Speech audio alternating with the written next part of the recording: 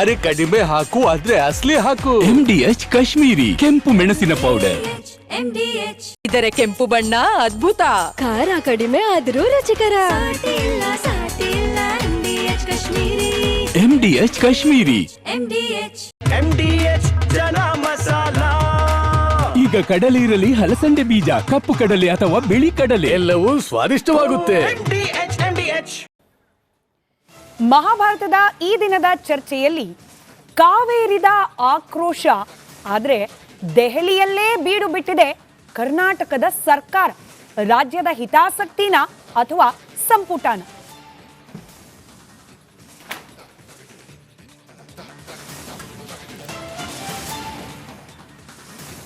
ನಮಸ್ಕಾರ, ಮಹಾಭಾರತ ಚರ್ಚಾ ಕಾರ್ಯಕ್ರಮಕ್ಕೆ ಸ್ವಾಗತ. ನಾನು ಸ್ಮಿತಾ ರಂಗನಾಥ್. ನಿನ್ನೆ ಕೂಡ ನಾವು ಕಾವೇರಿ ನದಿ ನೀರು ಹಂಚಿಕೆ ವಿಚಾರಕ್ಕೆ ಸಂಬಂಧಪಟ್ಟಂತೆ ಕರ್ನಾಟಕ ರಾಜ್ಯಕ್ಕೆ ಯಾವ ರೀತಿ ಸಂಕಷ್ಟದ ಶಿಫಾರಸು CWRC ಇಂದ ಬಂದಿದೆ, ಇದರ ಇಂಪ್ಲಿಕೇಶನ್ಸ್ ಹಾಗೆ ಮುಂದಿನ ದಿನಗಳಲ್ಲಿ ಆಗಬಲ್ಲಂತಹ ದುಷ್ಪರಿಣಾಮಗಳು ಏನು ಅನ್ನೋದ್ರ ಬಗ್ಗೆ ಸುದೀರ್ಘವಾದ ಚರ್ಚೆ ಮಾಡಿದ್ವಿ. ಆಗ CWMA ರಾಜ್ಯದ ಕೈ ಹಿಡಿಬಹುದು ಅನ್ನೋ ರೀತಿಯಲ್ಲಿ ಅಭಿಪ್ರಾಯಗಳು ವ್ಯಕ್ತವಾಗಿತ್ತು. ಆದರೆ ಇವತ್ತು CWMA ಕೂಡ ರಾಜ್ಯಕ್ಕೆ ಒಂದರ್ಥದಲ್ಲಿ ಸಂಕಷ್ಟಕ್ಕೆ ಕಾರಣವಾಗಬಲ್ಲಂತಹ ತೀರ್ಮಾನವನ್ನೇ ಪ್ರಕಟಿಸಿದೆ.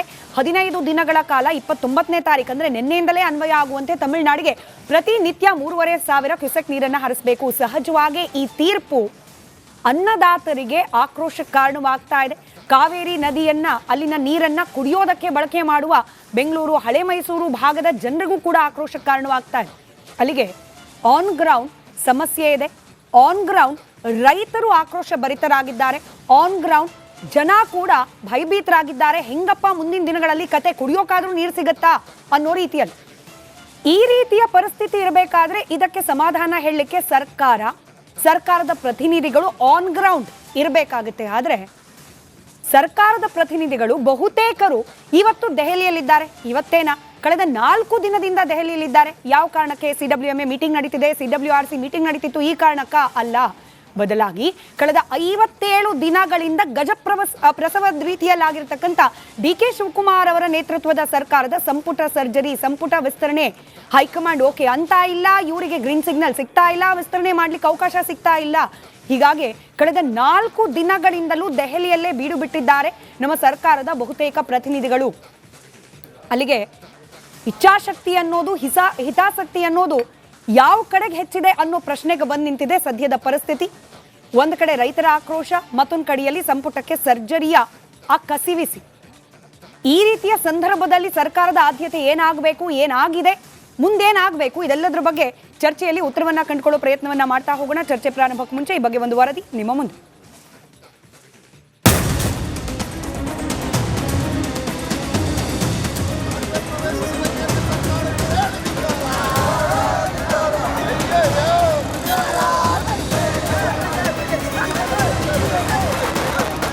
ಕರ್ನಾಟಕದಲ್ಲಿ ಕಾವೇರಿ ಕಿಚ್ಚು ಬೆಂಕಿಯ ಜ್ವಾಲೆಯಂತೆ ಇಡೀ ಜಿಲ್ಲೆಯನ್ನ ಆವರಿಸುತ್ತಿದೆ. ಒಂದ್ ಕಡೆ ಬರದ ಹೊಡೆತಕ್ಕೆ ರಾಜ್ಯದ ರೈತರು ತತ್ತರಿಸಿದ್ರೆ, ಗಾಯದ ಮೇಲೆ ಬರೆ ಎಂಬಂತೆ CWRC ಶಿಫಾರಸನ್ನೇ CWMA ಎತ್ತಿ ಹಿಡಿದಿದೆ.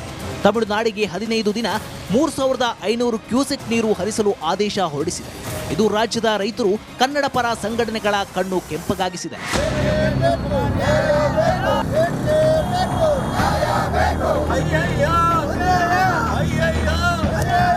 ಮಂಡ್ಯ, ಮೈಸೂರು, ಬೆಂಗಳೂರು ಸೇರಿದಂತೆ ಹಲವು ಜಿಲ್ಲೆಗಳಲ್ಲಿ ಹೋರಾಟ ತೀವ್ರ ಸ್ವರೂಪ ಪಡೆದಿದೆ. 2 ದಿನಗಳಿಂದಲೂ ಕನ್ನಡ ಪರ ಸಂಘಟನೆಗಳು, ಅನ್ನದಾತರು ಬೀದಿಗಿಳಿದು ಪ್ರತಿಭಟಿಸುತ್ತಿದ್ದಾರೆ. ಈ ಹೊತ್ತಲ್ಲಿ ರಾಜ್ಯದ ರೈತರ ಬೆನ್ನಿಗೆ ನಿಲ್ಲಬೇಕಾದ ಸರ್ಕಾರವೇ ಸಂಪುಟ ವಿಸ್ತರಣೆ ಅಂತ ದಿಲ್ಲಿಯಲ್ಲಿ ಠಿಕಾಣಿ ಹೂಡಿದೆ. ನೀರು ಬಿಡಬೇಕು ಅಂತ ತೀರ್ಪನ್ನು ಕೊಟ್ಟಿದ್ದಾರೆ. ರಾಜ್ಯ ಸರ್ಕಾರ ಯಾವುದೇ ಕಾರಣಕ್ಕೂ ಆ ತೀರ್ಪನ್ನು ಒಪ್ಪಬಾರದು, ಆ ತೀರ್ಪನ್ನು ಧಿಕ್ಕರಿಸಬೇಕು. ಸರ್ವೋಚ್ಚ ನ್ಯಾಯಾಲಯಕ್ಕೆ ಮನವಿಯನ್ನು ಸಲ್ಲಿಸಬೇಕು. ಯಾಕೆ ಅಂತ ಹೇಳಿದ್ರೆ, ನಮ್ಮ ಭಾಗದಲ್ಲಿ 2 ತಿಂಗಳಿಂದ ಮಳೆಯಾಗದೇ ಬರಗಾಲದಿಂದ ತತ್ತರಿಸೋಗಿದ್ದಾರೆ ರೈತರು ಬೆಳೆ ನಿಂತಿರ್ತಕ್ಕಂಥ ಕಬ್ಬು, ಬಾಳೆ ಬೆಳೆಗಳು ಒಣಗೋಗಿದೆ. ರೈತರು ಸಂಕಷ್ಟದಲ್ಲಿದ್ದಾರೆ. ಈಗ ನೀರು ಬಿಟ್ಬಿಟ್ರೆ ವಾಪಸ್ ತರಲಿಕ್ಕಾಗಲ್ಲ. ಕುಡಿಯೋ ನೀರು ಸಂಕಷ್ಟ ಅನುಭವಿಸುವಂಥ ಪರಿಸ್ಥಿತಿ ನಿರ್ಮಾಣ ಆಗಿದೆ. ರಾಜ್ಯದ ಪರವಾಗಿ ಸರ್ಕಾರ ಗಟ್ಟಿಯಾದ ನಿಲುವು ತೆಗೆದುಕೊಳ್ಳಬೇಕಾದ ಸಂದರ್ಭ ಇದು. ಆದರೆ ಕಾಂಗ್ರೆಸ್ ನಾಯಕರು ಮಾತ್ರ ದಿಲ್ಲಿಯಲ್ಲಿ ಹೈಕಮಾಂಡ್ ಭೇಟಿಗಾಗಿ ಕಾದು ಕುಳಿತಿದ್ದು ತೀವ್ರ ಅಸಮಾಧಾನಕ್ಕೂ ಎಡೆಮಾಡಿಕೊಟ್ಟಿದೆ. ಇದನ್ನೇ ಅಸ್ತ್ರವಾಗಿಸಿಕೊಂಡಿರುವ ಬಿಜೆಪಿ ಸಹ ಸರ್ಕಾರದ ವಿರುದ್ಧ ತೀವ್ರ ವಾಗ್ದಾಳಿ ನಡೆಸುತ್ತಿದೆ.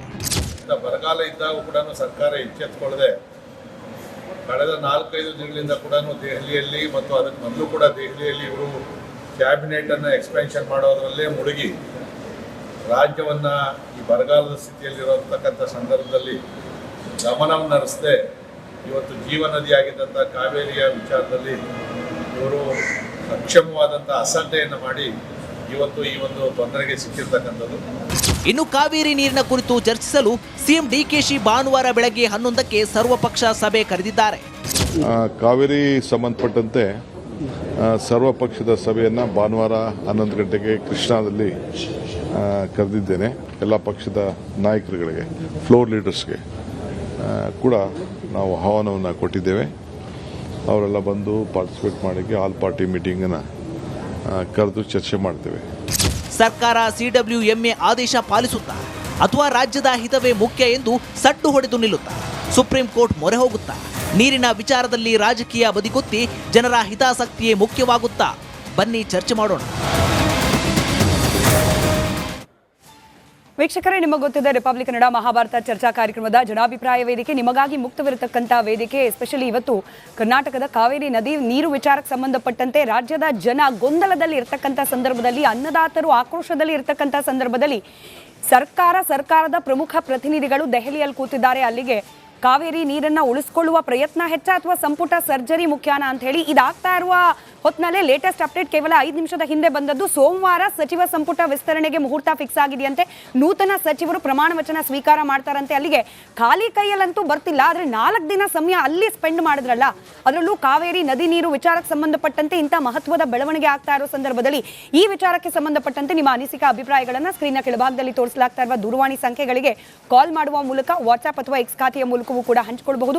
ನಿಮ್ಮ ಪಾಲ್ಗೊಳ್ಳುವಿಕೆಯ ನಿರೀಕ್ಷೆಯೊಂದಿಗೆ ಚರ್ಚೆಯನ್ನು ಪ್ರಾರಂಭ ಮಾಡ್ತಾ ಇದ್ದೀನಿ. ಚರ್ಚೆಯಲ್ಲಿ ಕಾಂಗ್ರೆಸ್ ವಕ್ತಾರರಾದ ನಟರಾಜ್ ಗೌಡ್ರಿದ್ದಾರೆ, ಬಿಜೆಪಿ ವಕ್ತಾರರಾದ ಅಶೋಕ್ ಗೌಡ್ರಿದ್ದಾರೆ, ಜೆಡಿಎಸ್ ವಕ್ತಾರರಾದ ಮಹೇಶ್ ಅವರಿದ್ದಾರೆ, ಆಮ್ ಆದ್ಮಿ ಪಕ್ಷದ ವಕ್ತಾರರಾದ ಡಾಕ್ಟರ್ ಸತೀಶ್ ಅವರಿದ್ದಾರೆ, ಹಿರಿಯ ಪತ್ರಕರ್ತರು ರಾಜಕೀಯ ವಿಶ್ಲೇಷಕರಾದ ಬಸವರಾಜ್ ಇಟ್ನಾಳ್ ಸರ್ ಇದ್ದಾರೆ. ನಮಸ್ಕಾರ, ಎಲ್ಲರಿಗೂ ಕಾರ್ಯಕ್ರಮಕ್ಕೆ ಸ್ವಾಗತ.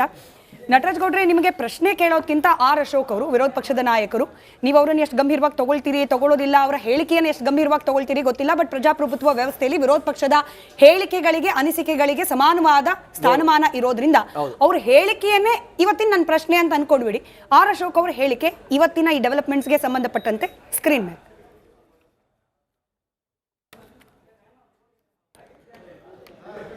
ಆರ್ ಅಶೋಕ್ ಅವರ ಹೇಳಿಕೆ. ಡಿ ಕೆ ಶಿವಕುಮಾರ್ ಅವರು ಬಂದು 2 ತಿಂಗಳು ಆಯ್ತಾನಪ್ಪ, ಹತ್ತತ್ರ ಆಯ್ತಾ? 2 ತಿಂಗಳು ಆಯ್ತು, ಹತ್ತತ್ರ 2 ತಿಂಗಳಲ್ಲಿ ಇವ್ರು ಬಂದ ಮೇಲೆ ಎಲ್ಲಾ ಡ್ಯಾಮ್ಗಳು ಖಾಲಿ, ಕರ್ನಾಟಕದಲ್ಲಿರೋ ಎಲ್ಲಾ ಡ್ಯಾಮ್ಗಳು ಖಾಲಿ, ಖಜಾನೆ ಖಾಲಿ, ಹೊಲಗಳು ಖಾಲಿ. ಇವ್ರು ಮಾತ್ರ ಡೆಲ್ಲಿಯಲ್ಲಿ ಜಾಲಿ, ಇಲ್ಲಿ ಖಾಲಿ, ಅಲ್ಲಿ ಡೆಲ್ಲಿ ಜಾಲಿ. ನಿಮ್ಮ ಎಲ್ಲ MLAಗಳು, ನನಗೆ ಮಾಧ್ಯಮದವರೇ ಹೇಳಿದ್ದು, ಪಾಪ ಯಾರೋ ಮಾಧ್ಯಮದವ್ರು ಹೇಳಿದ್ರು, 4 ಜನ ಅಲ್ಲಿದ್ದಾರೆ. ಇಷ್ಟೇ ಸಿಂಪಲ್ ನಟರಾಜ್ ಗೌಡ್ರೆ. ಜಲಾಶಯಗಳು ಖಾಲಿ, ಅನ್ನದಾತರು ಆಕ್ರೋಶ, ಅಲ್ಲಿ ದೆಹಲಿಯಲ್ಲಿ 4 ದಿನದಿಂದ ಜಾಲಿ. ಹೌದು, ಆ ಡೆಲ್ಲಿಲಿ 4 ದಿನ ಜಾಲಿ ಅಂತಂದ್ರಲ್ಲ. ವಿ ಸೋಮಣ್ಣ, ಶೋಭಾ ಕರಂದ್ಲಾಜೆ, ಪ್ರಹ್ಲಾದ್ ಜೋಶಿ ಎಲ್ಲ ಒಂದಿನ ಜೊತೆಲಿ ಫುಲ್ ಡೇ ಇದ್ರು, ಒಂದು ಮೀಟಿಂಗ್ ಅಲ್ಲಿ ಇದ್ರು, ಮುಖ್ಯಮಂತ್ರಿಗಳ ಜೊತೆ. ಹೊಣೆಗಾರಿಕೆ ಬೇಕು, ಜವಾಬ್ದಾರಿ ಬೇಕು. ಆರ್ ಅಶೋಕ್ ಅವ್ರನ್ನ ಎಷ್ಟು ಸೀರಿಯಸ್ ತಗೋತಾರೆ, ಜನ ಸೀರಿಯಸ್ ನಾವು ತಗೊಳ್ಳಲ್ಲ. ಅಟ್ಲೀಸ್ಟ್ ನಮ್ಮ ಆ್ಯಂಕರ್ ಸ್ಮಿತಾ ಅವ್ರಿಗೆ ಇರ್ತಕ್ಕಂಥ ಪ್ರಬುದ್ಧತೆ ಕೂಡ ಅವ್ರಿಗಿಲ್ಲ. ಆಮೇಲೆ ಶಿವಶಂಕರ್, ನಿಮ್ಮ ಎಡಿಟರು, ಮತ್ತೆ ನೀವು ತಗೊಳ್ಳೋ ವಿರೋಧ ಪಕ್ಷಕ್ಕಿಂತ ಜಾಸ್ತಿ ನೀವೇ ಕ್ವಶ್ಚನ್ ಕೇಳೋದು. ನಿಮ್ಮ ಪ್ರಶ್ನೆಗಳು ಪ್ರಜಾಪ್ರಭುತ್ವ ವ್ಯವಸ್ಥೆಯಲ್ಲಿ ಪತ್ರಕರ್ತರಿಗಿರುವ ಅವಕಾಶ ಅದೇನೆ, ವಿರೋಧ ಪಕ್ಷವಾಗಿ ರೋಲ್ ಪ್ಲೇ ಮಾಡೋದು. Welcome and we respect for that. ಅದರೊಳಗೆ ಎರಡನೇ ಮಾತಿಲ್ಲ. ಇವತ್ತು ಹೌದು, ಮಾನ್ಯ ಮುಖ್ಯಮಂತ್ರಿಗಳು ದೆಹಲಿಗೆ ಹೋಗಿದ್ರು, ವಿವಿಧ ಸಭೆಗಳನ್ನ ಮಾಡಿದ್ರು, ಕೇಂದ್ರ ಸಚಿವರುಗಳನ್ನ ಭೇಟಿ ಮಾಡಿದ್ರು, ಕರ್ನಾಟಕಕ್ಕೆ ಸರ್ವಪಕ್ಷಗಳ ಎಲ್ಲ ಎಂಪಿಗಳನ್ನ ಮೀಟಿಂಗ್ ಮಾಡಿದ್ರು, ಕರ್ನಾಟಕಕ್ಕೆ ಏನೇನು ಆಗಬೇಕು ಅದನ್ನ ನಿರಂತರವಾಗಿ ಸಭೆಗಳ ಮುಖಾಂತರ ಮಾಡ್ತಾ ಇದ್ದಾರೆ. ಆಮೇಲೆ ಇವತ್ತು ಕಾವೇರಿ ನೀರು ಏನು ನಿಯಂತ್ರಣ ಸಮಿತಿ ಇದೆ, ಅದರ ಆದೇಶವನ್ನು ನಾವು ಒಪ್ಪಲ್ಲ, ನೀರು ಬಿಡೋಕ್ಕಾಗಲ್ಲ ಅಂತೇಳಿ ಏನು ಅಂಕಿಅಂಶಗಳಿದ್ದಾವೆ, ಯಾವ ರೀತಿ ಮಳೆಯ ಕೊರತೆ ಇದೆ, ನೀರಿನ ಸಂಗ್ರಹ ಇದೆ, ಒಳ ಹರಿವೆಷ್ಟಿದೆ, ಹೊರ ಹರಿವೆಷ್ಟಿದೆ, ಇದೆಲ್ಲ ಅಂಕಿಅಂಶಗಳನ್ನು ಪ್ರಾಧಿಕಾರಕ್ಕೂ ಕೂಡ ಮನವಿಯನ್ನು ಮಾಡಿಕೊಟ್ಟಿದ್ವಿ. ಆದಾಗ್ಯೂ ಕೂಡ ಪ್ರಾಧಿಕಾರ ಆಗಲಿ, ನಿಯಂತ್ರಣ ಮಂಡಳಿ ಆಗಲಿ ಕರ್ನಾಟಕಕ್ಕೆ ಪೂರಕವಾದ ಮಾಹಿತಿಯನ್ನು ಕೊಟ್ಟಿಲ್ಲ, ನಿರ್ದೇಶನವನ್ನು ಕೊಟ್ಟಿಲ್ಲ. ಅವ್ರೇನಂದ್ರೆ 3,500 ಕ್ಯೂಸೆಕ್ಸ್ ಬಿಡಬೇಕು ನೀವು 15 ದಿನ ಅಂತ ಒಂದು ತಾಕೀತು ಮಾಡಿದ್ದಾರೆ. ಆದಾಗ್ಯೂ ಕೂಡ ಮಾನ್ಯ ಜಲಸಂಪನ್ಮೂಲ ಸಚಿವರು ರಾಮಲಿಂಗ ರೆಡ್ಡಿ ಅವರು ನೀರು ಬಿಡ್ಲಿಕ್ಕೆ ಸಾಧ್ಯ ಆಗೋದಿಲ್ಲ ಅಂತ ಕಡಾಖಂಡಿತವಾಗಿ ಹೇಳಿದ್ದಾರೆ. ನಾವೀಗ ಮುಂದಿನ ಏನು ನಿಲುವೇನು ನಮ್ದು, ಸಮಿತಿ ನಿಯಂತ್ರಣ ಸಮಿತಿನ ಆಗ್ಬೋದು, ಪ್ರಾಧಿಕಾರ ಆಗ್ಬೋದು, ಎರಡನ್ನೂ ಮೀರಿ ನಾವು ಸುಪ್ರೀಂ ಕೋರ್ಟ್ಗೆ ಹೋಗ್ಬೇಕಾಗ್ತದೆ, ಅಥವಾ ಕೇಂದ್ರ ಸರ್ಕಾರಕ್ಕೆ ಮನವಿ ಮಾಡಬೇಕಾಗ್ತದೆ. ಎರಡು ರಾಜ್ಯಗಳಲ್ಲೂ ಮಳೆ ನೀರಿನ ಅಂಕಿಅಂಶ ನೀವು ತೆಗೆದುಕೊಳ್ಳಿ, ದತ್ತಾಂಶ ತೆಗೆದುಕೊಳ್ಳಿ. ಯಾಕಂದ್ರೆ 2012ರಲ್ಲೂ ಇದೇ ರೀತಿಯಾಗಿ ಜಗದೀಶ್ ಶೆಟ್ಟರ್ ಅವರು, ಜಯಲಲಿತಾ ಅವರು ಇದ್ದಾಗ ಮನಮೋಹನ್ ಸಿಂಗ್ ಅವರು ಹೆಂಗೆ ಇಂಟರ್ವ್ಯೂನ್ ಮಾಡಿ ಇಬ್ಬರಿಗೂ 177.25 TMC ಬಿಡಬೇಕಾದ ಸಮಯದಲ್ಲಿ 110 TMC ಬಿಟ್ಟಾಗ ಆದಂತಹ ಎರಡೂ ರಾಜ್ಯಗಳು ಬಂದ್ ಆಗಿತ್ತು. ಆ ಟೈಮಲ್ಲಿ ಅಂತ ದೊಡ್ಡ ಆಕ್ರೋಶದ ಗಲಾಟೆ ಆಗಿತ್ತು. ಆ ಸಮಯದಲ್ಲೂ ಕೂಡ ಪ್ರಧಾನಮಂತ್ರಿಗಳು ಮಧ್ಯಪ್ರವೇಶ ಮಾಡಿ ಎರಡು ರಾಜ್ಯಗಳನ್ನು ಕೂಡಿಸಿ ಚರ್ಚೆ ಮಾಡಿ ಸಮಾಧಾನ ಮಾಡಿ ಕಳಿಸಿದ್ರು. ಆ ತರದ್ದು ಬೇಕಾಗ್ತದೆ, ಅದನ್ನು ಮಾಡ್ತೀವಿ. ಅದಕ್ಕೆ ನಾವು ಸಿದ್ಧ ಇದ್ದೀವಿ. ಯಾಕಂದ್ರೆ ಕರ್ನಾಟಕ ಜನತೆ, ರೈತರು, ಕುಡಿಯೋ ನೀರು ಇದರ ಪ್ರಥಮ ಆದ್ಯತೆ ಆಗಿದೆ. ಮುಖ್ಯಮಂತ್ರಿಗಳು ಅದೇ ಸ್ಪಷ್ಟ ಮಾಡಿದ್ದಾರೆ. ಎಲ್ಲಿ ಕಾಣಿಸ್ತಿದೆ ನಟರಾಜ್ ಗೌಡ್ರೆ, ಆದ್ಯತೆ ಎಲ್ಲಿ ಕಾಣಿಸ್ತಾ ಇದೆ? ಆದ್ಯತೆ ಏನು? ಅರ್ಜೆಂಟ್ ಆಗಿ ಸಚಿವ ಸಂಪುಟ ಕಂಪ್ಲೀಟ್ ಆಗ್ಬೇಕು, ಅದು ಕೂಡ ಆದ್ಯತೆ.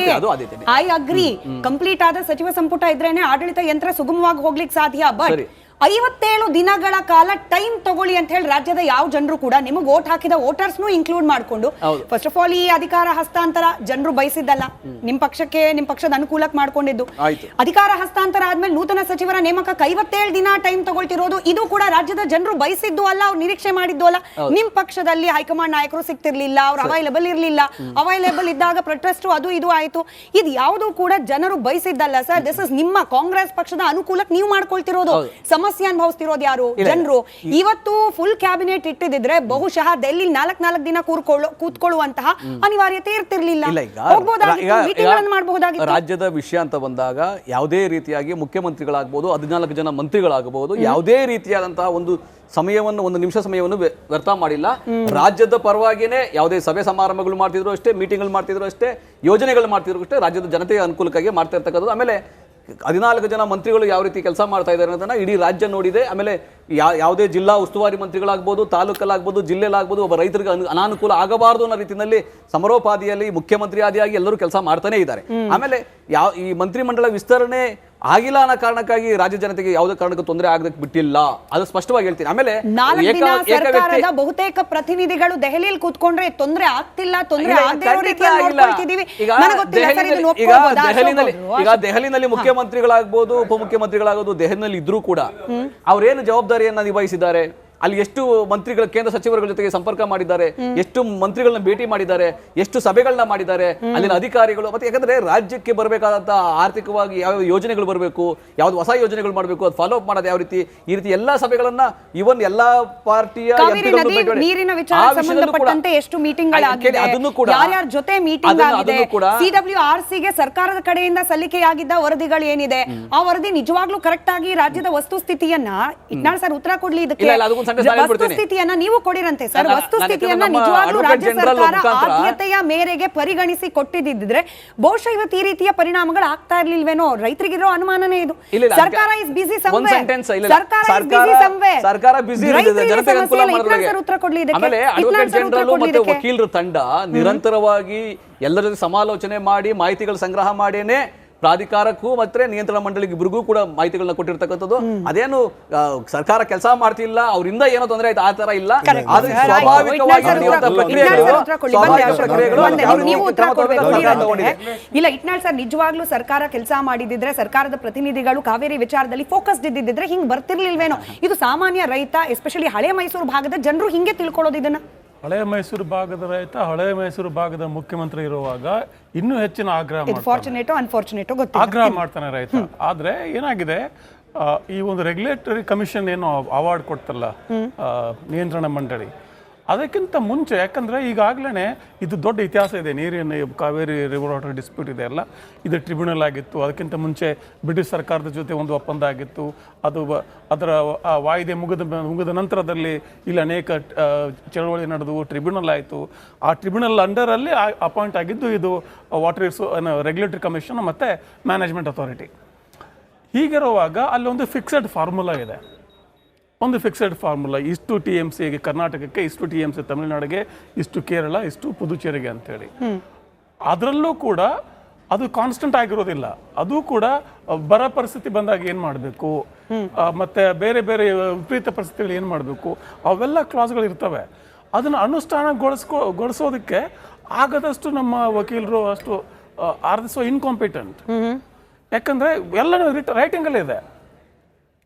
ಆಮೇಲೆ ಒಂದು ಟ್ರಿಬ್ಯುನಲ್ ಅವಾರ್ಡಲ್ಲಿ ಇನ್ನೊಂದು ಪಾಯಿಂಟ್ ಇದೆ, ಡ್ರಿಂಕಿಂಗ್ ವಾಟರ್ ಪ್ರಯಾರಿಟೈಸ್ ಮಾಡಬೇಕು ಅಂತ, ಕುಡಿಯೋ ನೀರಿಗೆ ಆದ್ಯತೆ ಕೊಡಬೇಕು ಅಂತ.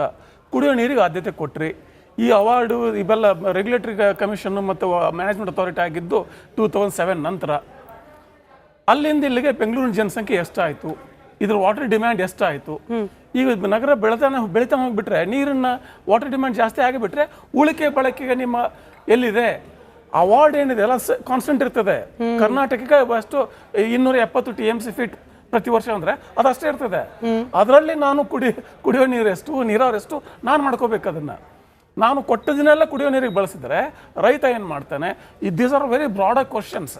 ಆದರೆ ಇಂಥ ಪರಿಸ್ಥಿತಿಯಲ್ಲಿ ರಾಜ್ಯದಲ್ಲಿ ನೆರೆ, ಬರ, ಅದ್ರ ಮೇಲೆ ಇದೊಂದು ಬರೆ, ಇದೆಲ್ಲ ಇರುವಾಗ ರಾಜ್ಯ ಸರ್ಕಾರ ಭಾಳ ಹೆಚ್ಚು ಏನು ಸಂವೇದನಶೀಲವಾಗಿ ವರ್ತಿಸಬೇಕು. ಮತ್ತು ಆಪ್ಟಿಕ್ಸ್ ಭಾಳ ಮುಖ್ಯ ನಟರಾಜ್ ಗೌಡ್ರೆ. ರಾಜಕಾರಣದಲ್ಲಿ ನಾವು ಕೆಲಸ ಮಾಡೋದು ಒಂದು, ಮತ್ತು ನಾವು ಮಾಡಿದ ಜನರಿಗೆ ಕಾಣಬೇಕು ಕೂಡ. ನಾವು ಕಾಣ್ತಾ ಇದ್ದೇವೆ ಅನ್ನೋ ಡೆಲ್ಲಿಯಲ್ಲಿ ನಮ್ಗೆ ಸಂಪುಟದ ವಿಚಾರದಲ್ಲಿ ನಾವು ಕಾಣ್ತಾ ಇದ್ದೇವೆ. ಈ ವಿಚಾರದಲ್ಲಿ ಕಾಣ್ತಾ ಇಲ್ಲ. ನಿಮ್ಮ ಸರ್ಕಾರದಲ್ಲಿ ಕೆಲಸ ನಡೆದಿದ್ದು ಅದು ಬೇರೆ ವಿಚಾರ, but optics is very important. ಹಾಗೆಯೇ ಇದೊಂದು ಅಂತಾರಾಜ್ಯ ವಿವಾದ. ಇದು ಇಂಟರ್ಸ್ಟೇಟ್ ರಿವರ್ ಡಿಸ್ಪ್ಯೂಟ್ ಇದಾಗಲಿ, ಮತ್ತು ಕೃಷ್ಣ ಆಗಲಿ, ಮತ್ತು ಮಹದಾಯಿ ಆಗಲಿ, ಈ ಮೂರು ವಿಚಾರಗಳಲ್ಲಿ ರಾಜ್ಯ ಸರ್ಕಾರಕ್ಕಿಂತ ಹೆಚ್ಚು ಕೇಂದ್ರ ಸರ್ಕಾರಕ್ಕೆ ಜವಾಬ್ದಾರಿ ಇರ್ತದೆ. ಸಂಸತ್ತಿನಲ್ಲಿ ಹೋದಂಥ ನನ್ನ ರಾಜ್ಯದ ಸಂಸದರಿಗೂ ಜವಾಬ್ದಾರಿ ಇರ್ತದೆ. ಅವರೂ ಕೂಡ ಕೆಲಸ ಮಾಡಬೇಕು. ಸರಿ, ಇವ್ರ ಕಡಿಮೆ, ಇವ್ರ ಕೊರತೆನ ಅವ್ರು ಮಾತಾಡಲಿ, ಅವ್ರ ಕೊರತೆನ ಇವ್ರು ಮಾತಾಡಲಿ, that's different. But when it comes to the interest of the farmers, interest of the state, they have to work together. ಅವ್ರು work, because that didn't work together, ಇವತ್ತಿಗೂ ಮಹದಾಯಿ ಯೋಜನೆ ಅಲ್ಲಿ ಹಂಗೆ ಕೂತಿದೆ. Because that didn't work together, ಇವತ್ತಿಗೂ ಕೃಷ್ಣನಲ್ಲಿ ವಿವಾದಗಳಿದ್ದಾವೆ. Because that didn't work together, that's why we still have Kaveri disputes. ಯಾಕೆ ಏನಾಗುತ್ತೆ ಅಂದರೆ, ಇಲ್ಲಿ ಡಿ ಕೆ ಶಿವಕುಮಾರ್ ಹೇಗೆ ಇಲ್ಲಿನ ರೈತರಿಗೆ, ಇಲ್ಲಿನ ಜನರಿಗೆ ಒಬ್ಬ ಜವಾಬ್ದಾರಿಯುತ ಸ್ಥಾನದಲ್ಲಿ ಇರೋ ಥರ ಕಾಣ್ತಾರೆ, ಹಾಗೆ ಜೋಸೆಫ್ ವಿಜಯ್ಗೂ ಅಲ್ಲಿನ ರೈತರು ಹಾಗೆ ನೋಡ್ತಾರೆ. ಜೋಸೆಫ್ ವಿಜಯ್ ಕೂಡ it's a political tough situation. ಹೀಗಿರುವಾಗ ನಾವು ಏನು ಮಾಡಬೇಕಿಲ್ಲಿ, ತಮಿಳ್ನಾಡಲ್ಲಾಗಲಿ ಕರ್ನಾಟಕದಲ್ಲಾಗಲಿ ಈ ಮನುಷ್ಯರೇ ಇದ್ದಾರೆ, ಅವ್ರಿಗೂ ಕುಡಿಯೋ ನೀರು ಬೇಕು, ಇವ್ರಿಗೂ ಬೇಕು. ಇಲ್ಲಿಯೂ ರೈತರಿದ್ದಾರೆ, ಅಲ್ಲಿಯೂ ರೈತರಿದ್ದಾರೆ. ಹೀಗಿರುವಾಗ ಒಟ್ಟಾಗಿ ಸ್ನೇಹಪೂರ್ವಕವಾಗಿ ಯಾಕೆ ನಮಗೆ ಆಗ್ತಾ ಇಲ್ಲ? ಈ ಪ್ರಯತ್ನ ಭಾಗವಾಗಿಯೇ ವಿಜಯ್ ಅವರನ್ನ ಕರೆಸ್ಕೊಂಡು ಮಾತುಕತೆ ನಡೆಸಬೇಕು ಅಂತಿದ್ರು. ಅದೇನೋ ಇವಾಗ ಅವ್ರು ಬರೋ ಡೌಟ್ ಅಥವಾ ವರ್ಚುವಲ್ ಆಗ್ಬೋದು ಅನ್ನೋ ಹಂತದಲ್ಲಿ ವಿರೋಧ ಇದೆ. ಬಟ್ ಅಶೋಕ್ ಗೌಡ್ರೆ, ಪ್ರಯತ್ನ ಸರ್ಕಾರದ ಕಡೆಯಿಂದನೂ ಆಗ್ತಿದೆ ಅಂತ ಹೇಳಿ ನಟರಾಜ್ ಗೌಡ್ರು ಹೇಳ್ತಿದ್ದಾರೆ. ಕಾಂಗ್ರೆಸ್ ಪಕ್ಷದಲ್ಲಿ ಯಾರನ್ನೇ ಕೇಳಿದ್ರು ಹೇಳ್ತಾ ಇದ್ದಾರೆ, ಸರ್ವಪಕ್ಷ ಸಭೆ ಕರೆದಿದ್ದೀವಿ ಭಾನುವಾರ, ಆ ಸಭೆಯಲ್ಲಿ ಬೇರೆ ಪಕ್ಷಗಳು, ವಿರೋಧ ಪಕ್ಷಗಳು ಏನ್ ಸಲಹೆ ನೀಡುತ್ತೆ ಅದನ್ನ ನಿರ್ಧಾರ ಮಾಡಿಕೊಂಡು ಸುಪ್ರೀಂ ಕೋರ್ಟ್ಗೆ ಯಾವ ರೀತಿ ಹೋಗ್ಬೇಕು ಅನ್ನೋದು ನಾವು ಡಿಸೈಡ್ ಮಾಡ್ತೀವಿ ಹೇಳ್ತಿದ್ದಾರೆ ಕಾಂಗ್ರೆಸ್ ಸರ್ಕಾರದವರು. ಜೊತೆಗೆ CWMA, CWRC ಎಲ್ಲಾ ಸಭೆಗಳಲ್ಲೂ ಕೂಡ ವಾದವನ್ನ ಮಂಡಿಸ್ತಿರುವವರು, ಕರ್ನಾಟಕದ ಪರವಾಗಿರೋರು, ಯಡಿಯೂರಪ್ಪನವರು ಸರ್ಕಾರದಿಂದ ಯಾರಿದ್ರು ಅಡ್ವೈಸರು ಅವರೇ ಇದ್ದಾರೆ, ವಕೀಲರು ಯಾರಿದ್ದಾರೆ ಅವರೇ ಇದ್ದಾರೆ. ಸರ್ಕಾರ ಬಂದ ಮೇಲೆ, ಕಾಂಗ್ರೆಸ್ ಸರ್ಕಾರ ಬಂದ ಮೇಲೆ ಏನೋ ಬದಲಾಯಿತು ಅನ್ನೋ ಬಿಜೆಪಿಯ ವಾದ ಸುಳ್ಳು. We are as active as BJP was. ಇದೆ ಕಾಂಗ್ರೆಸ್ನ ವಾದ. ವೆರಿ ಸಿಂಪಲ್ ಇದೆ ಸ್ಮಿತಾ.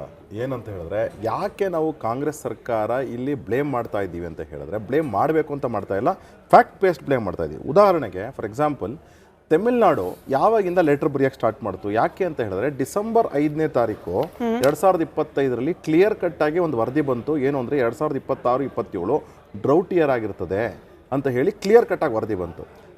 ಅದಕ್ಕಿಂತ ಮುಂಚೆ, ಅದಾದಮೇಲೂ ಸಹ ಮೇ 2025 ಒಂದು ಲೆಟರ್ನ ಬರೀತಾರೆ ತಮಿಳ್ನಾಡಿನಲ್ಲಿದ್ದಂಥ ಸರ್ಕಾರ. ಡಿಸೆಂಬರ್ 2025 ಈ ವರದಿ ಬಂದಮೇಲೆ ಒಂದು ಲೆಟರ್ ಬರೀತಾರೆ.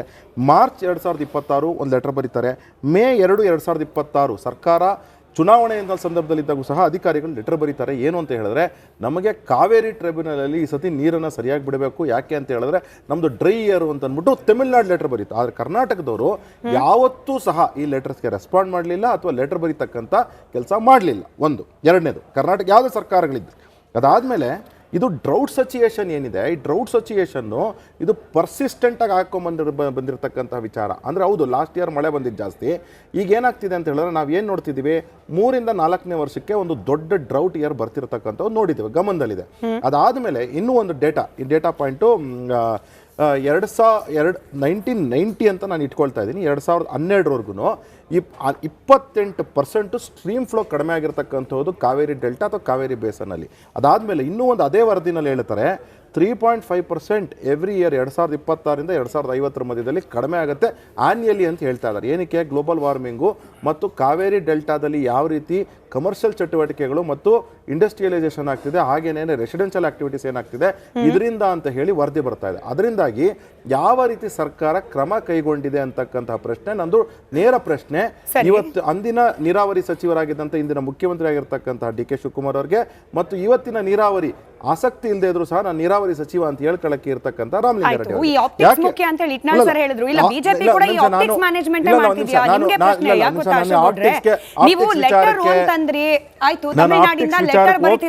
ಪ್ರಶ್ನೆ ಕೇಳಿಸ್ಕೊಂಡ್ಬಿಡಿ. ತಮಿಳುನಾಡಿನಿಂದ ಪತ್ರ ಬರೀತಿದ್ದಾರೆ, ಪ್ರೆಷರ್ ಇದೆ, ಆಯ್ತು ಒಪ್ಕೊಳ್ಳೋಣ. ಬಟ್ CWRC CWMA ಇದು ಎರಡೂ ಕೂಡ ಡಿಸಿಷನ್ ತಗೊಳ್ಳೋದು ತಮಿಳುನಾಡಿನಿಂದ ಲೆಟರ್ ಬರೆದ್ರ ಅಥವಾ ಕರ್ನಾಟಕದಿಂದ ಲೆಟರ್ ಬರೆದ್ರ ಅನ್ನೋದ್ರ ಆಧಾರದ ಮೇಲೂ ಅಥವಾ ವಸ್ತು ಸ್ಥಿತಿ ಯಾವ ರೀತಿ ಇದೆ ಅನ್ನೋದ್ರ ಆಧಾರದ ಮೇಲೇನು? ಎಕ್ಸಾಕ್ಟ್ಲಿ ಕರೆಕ್ಟ್ ಪ್ರಶ್ನೆ ನಾನು ಉತ್ತರ ಕೊಡ್ತಾ ಇದ್ದೆ. ಏನು ಅಂತ ಹೇಳಿದ್ರೆ there are 3 kind of conditions. ಒಂದು ಎಕ್ಸಸ್ ಮಳೆ ಇದ್ದಾಗ ಆ ಒಂದು ಕಂಡೀಷನ್, ಅದಾದ್ಮೇಲೆ ನಾರ್ಮಲ್ ಮಳೆ ಇದ್ದಾಗ ಒಂದು ಕಂಡೀಷನ್, ಅದಾದ್ಮೇಲೆ ಡ್ರೌಟ್ ಸಿಚುಯೇಷನ್ ಇದ್ದಾಗ ಇನ್ನೊಂದು ಕಂಡೀಷನ್. ಈಗ ಡ್ರೌಟ್ ಸಿಚುಯೇಷನ್ ಇದ್ದಾಗ ಏನು ನಮಗೆ ವರ್ಡಿಕ್ಟ್ ಬಂತು ಅಂದರೆ 2007 ತದನಂತರದಲ್ಲಿ 2013 ತದನಂತರದಲ್ಲಿ ಬಂದಂತಹ ವರ್ಡಿಕ್ಟ್ 2018ರಲ್ಲೂ ಬಂದಿರತಕ್ಕಂಥ ವರ್ಡಿಕ್ಟ್ ಏನಿದೆ, ಈ ಮೂರಲ್ಲೂ ಸಹ ಎಲ್ಲೂ ಸಹ ಮಂತ್ಲಿ ವೈಸ್ ಡಿಸ್ಟ್ರಿಬ್ಯೂಷನ್ ಕರ್ನಾಟಕಕ್ಕೆ ಏನು ಅಂತ ಹೇಳಿಲ್ಲ. ತಮಿಳುನಾಡಿಗೆ ಹೇಳಿದ್ದಾರೆ 1ನೇ ಪಾಯಿಂಟ್ 2ನೇ ಪಾಯಿಂಟ್ ಏನು ಅಂತ ಹೇಳಿದ್ರೆ ಒಂದು ನಿಮಿಷ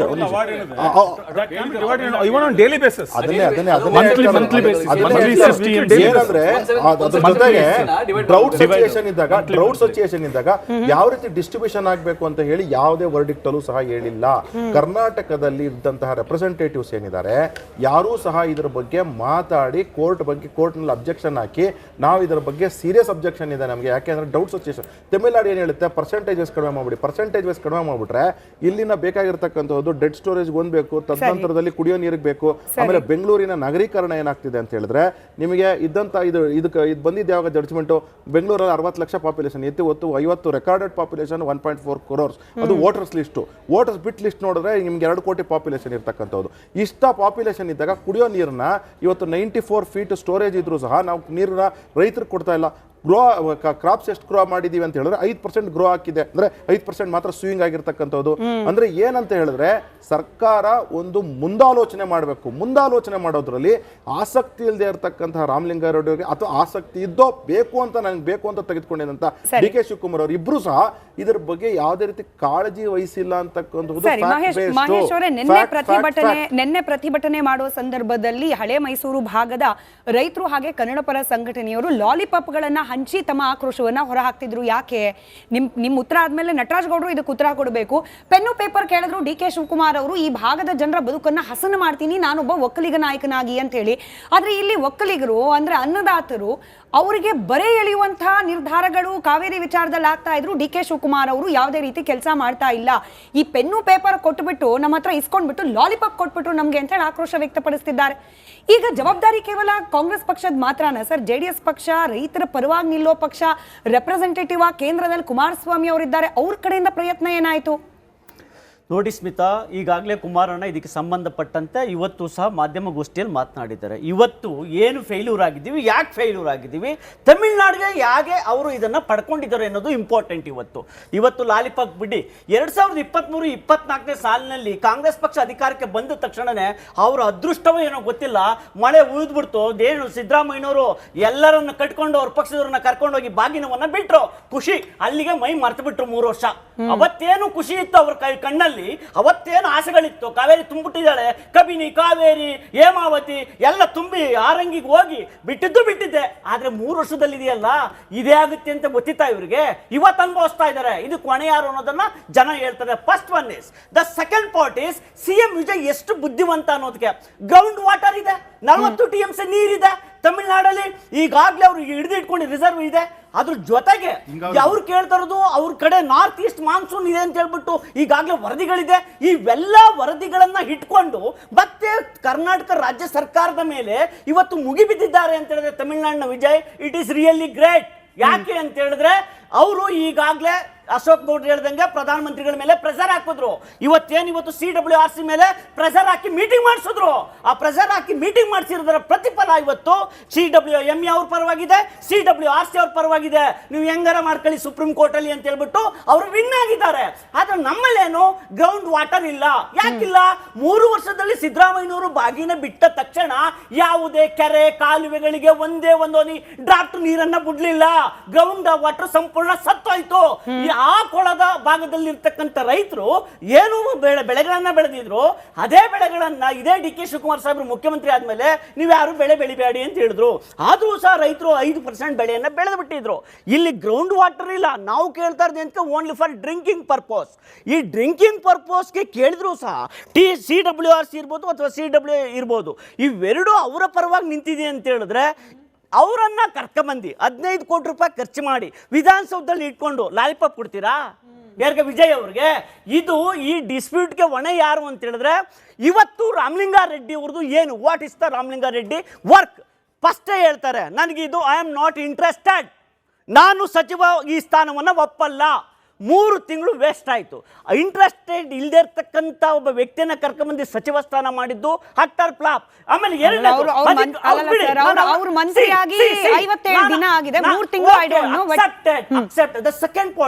ಅಧಿಕಾರಿಗಳು ಏನ್ ಮಂತಿಂತವ್ರ? ಕಾವೇರಿ ಪ್ರಾಧಿಕಾರದಲ್ಲಿ ಇರ್ತಕ್ಕಂಥ ಅಧಿಕಾರಿಗಳು ವಾಟ್ ಇಸ್ ದ ಡ್ಯೂಟಿ? ಅವ್ರ ಡ್ಯೂಟಿ ಏನು? ಯಾವಾಗಾದ್ರೂ ನೋಡಿ ತೀರ್ಮಾನ ತಗೋಬೇಡಿ. ಅವ್ರು ಏನು ನಮಗೆ ಕೊಡ್ತಾರೆ ಟೆಕ್ನಿಕಲಲ್ಲಿ ಇಶ್ಯೂಸಲ್ಲಿ, ನಾವು ಇವತ್ತೆಲ್ಲ ತಜ್ಞರು ಕೂತಿದ್ದಾರೆ.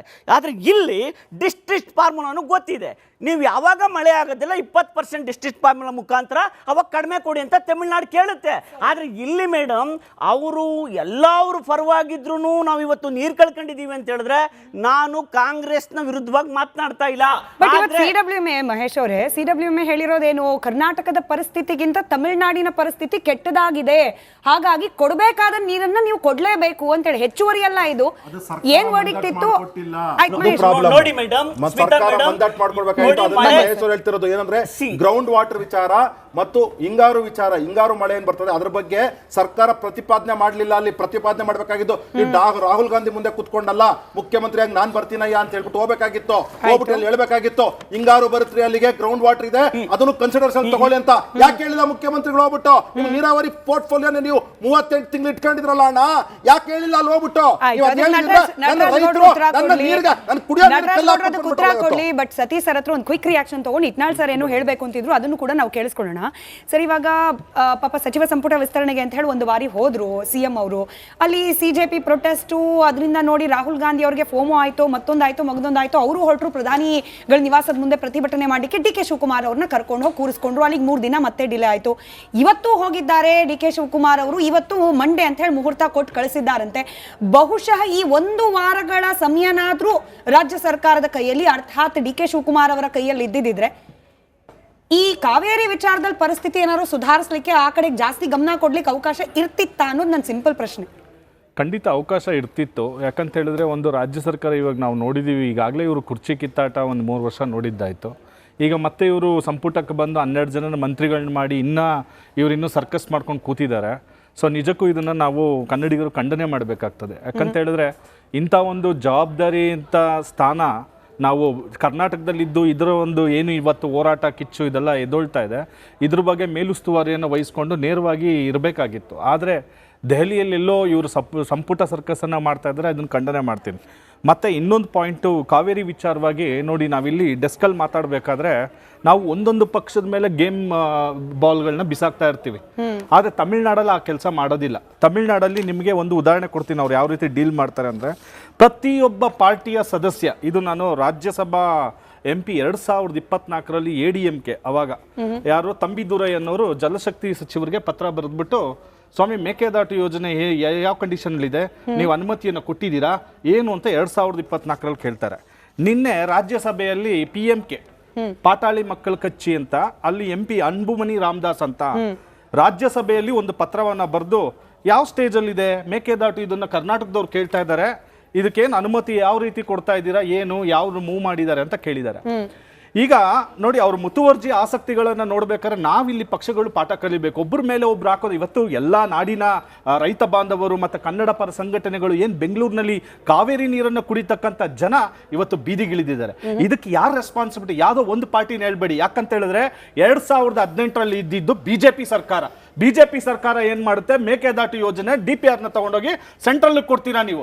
ಅವತ್ತು 5 ವರ್ಷ ನಿಮ್ ಸರ್ಕಾರ ಇತ್ತಲ್ಲ, ತಗೊಂಡೋಗ್ಬಿಟ್ಟು ಫೈಲ್ಗಳನ್ನ ತಗಲಾಕಿದ್ರು. ಏನಂತ ಅಲ್ಲಿ ನಿಮ್ಮ DPR ಅಲ್ಲಿ ಹೋಗ್ಬಿಟ್ಟು ನೀವು ಫಾರೆಸ್ಟ್ ಇದೆ ಇದಿದೆ, ಇವರು ಎಂಪಿಗಳು ಏನ್ ಮಾಡಿದ್ರಿ? ಬರ್ತೀನಿ ಒಂದ್ ನಿಮಿಷ ನಿಲ್ಸಿ, ಎಲ್ರಿಗೂ ಬರ್ತೀನಿ ಸರ್. ಅಶೋಕ್ ಅವ್ರೆ, ನೀವು ಇದೆಲ್ಲ ಮಾತಾಡ್ಬೇಡಿ. ನೀವು ಸತ್ಯ ಹೇಳ್ಬಿಡಿ, ಕನ್ನಡಿಗರಿಗೆ ಸತ್ಯ ಹೇಳಿ, ಕನ್ನಡಿಗರಿಗೆ ಸತ್ಯ ಹೇಳೋದಕ್ಕೆ ನೀವು ನೀವು 5 ವರ್ಷ ಅವ್ರ ಸಮಯ ಸರ್ 20 ನಿಮಿಷ ವೇಟ್ ಮಾಡಿದ್ದಾರೆ. ಅವ್ರ ಸಮಯ ಅಶೋಕ್ ಅವ್ರೆ, ಅವ್ರ ಸಮಯ 20 ನಿಮಿಷ ವೇಟ್ ಮಾಡಿದ್ದಾರೆ. 20 ನಿಮಿಷ ನೋಡಿ ಸರ್, 25 ನಿಮಿಷದಲ್ಲಿ ಮಾತನಾಡ್ತಿದ್ದಾರೆ. ದಯವಿಟ್ಟು ಅವಕಾಶ ಕೊಡಿ. 5 ವರ್ಷ ಆಯ್ತು. 2005 ವರ್ಷ ಇವರು ಬಿಜೆಪಿನವರು ಕೊಟ್ಟಿದ್ದಕ್ಕೆ ಚೊಂಬನ್ನ ಕೊಟ್ರು. ಬರ್ತೀನಿ ನೆಕ್ಸ್ಟ್.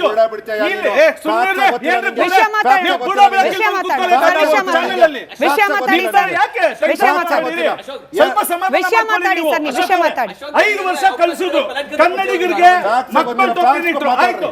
2023ರಲ್ಲಿ ಕಾಂಗ್ರೆಸ್ ಸರ್ಕಾರ ಏನು ಮ್ಯಾಂಡೇಟ್ ಅನ್ನು ತಗೊಳ್ತದೆ, DK ಶಿವಕುಮಾರ್ ಅವರು ಕಾವೇರಿ ನಮ್ಮ ಹಕ್ಕು, ನಾವು ಬಂದು ಮಾಡ್ತೀವಿ. ಇವ್ರೇನು ಮಾಡಕ್ಕೆ ಇಲ್ಲಿ ಹೋದಾಗ ಅಲ್ಲಿ ಕಲ್ಲಾಕಿದ್ಯಾರು? ಸೆಂಟ್ರಲ್ ಅಲ್ಲಿ ಫೈಲ್ ಯಾರು ಮೂವ್ ಮಾಡಿಸಿದ್ರಿ? ಯಾವ ಸಂಸದರು ನೀವು ರಾಜ್ಯದ ಪರ್ಮಿಷನ್ ಬೇಕಿಲ್ಲ ಕಣ ನಿಮಗೆ?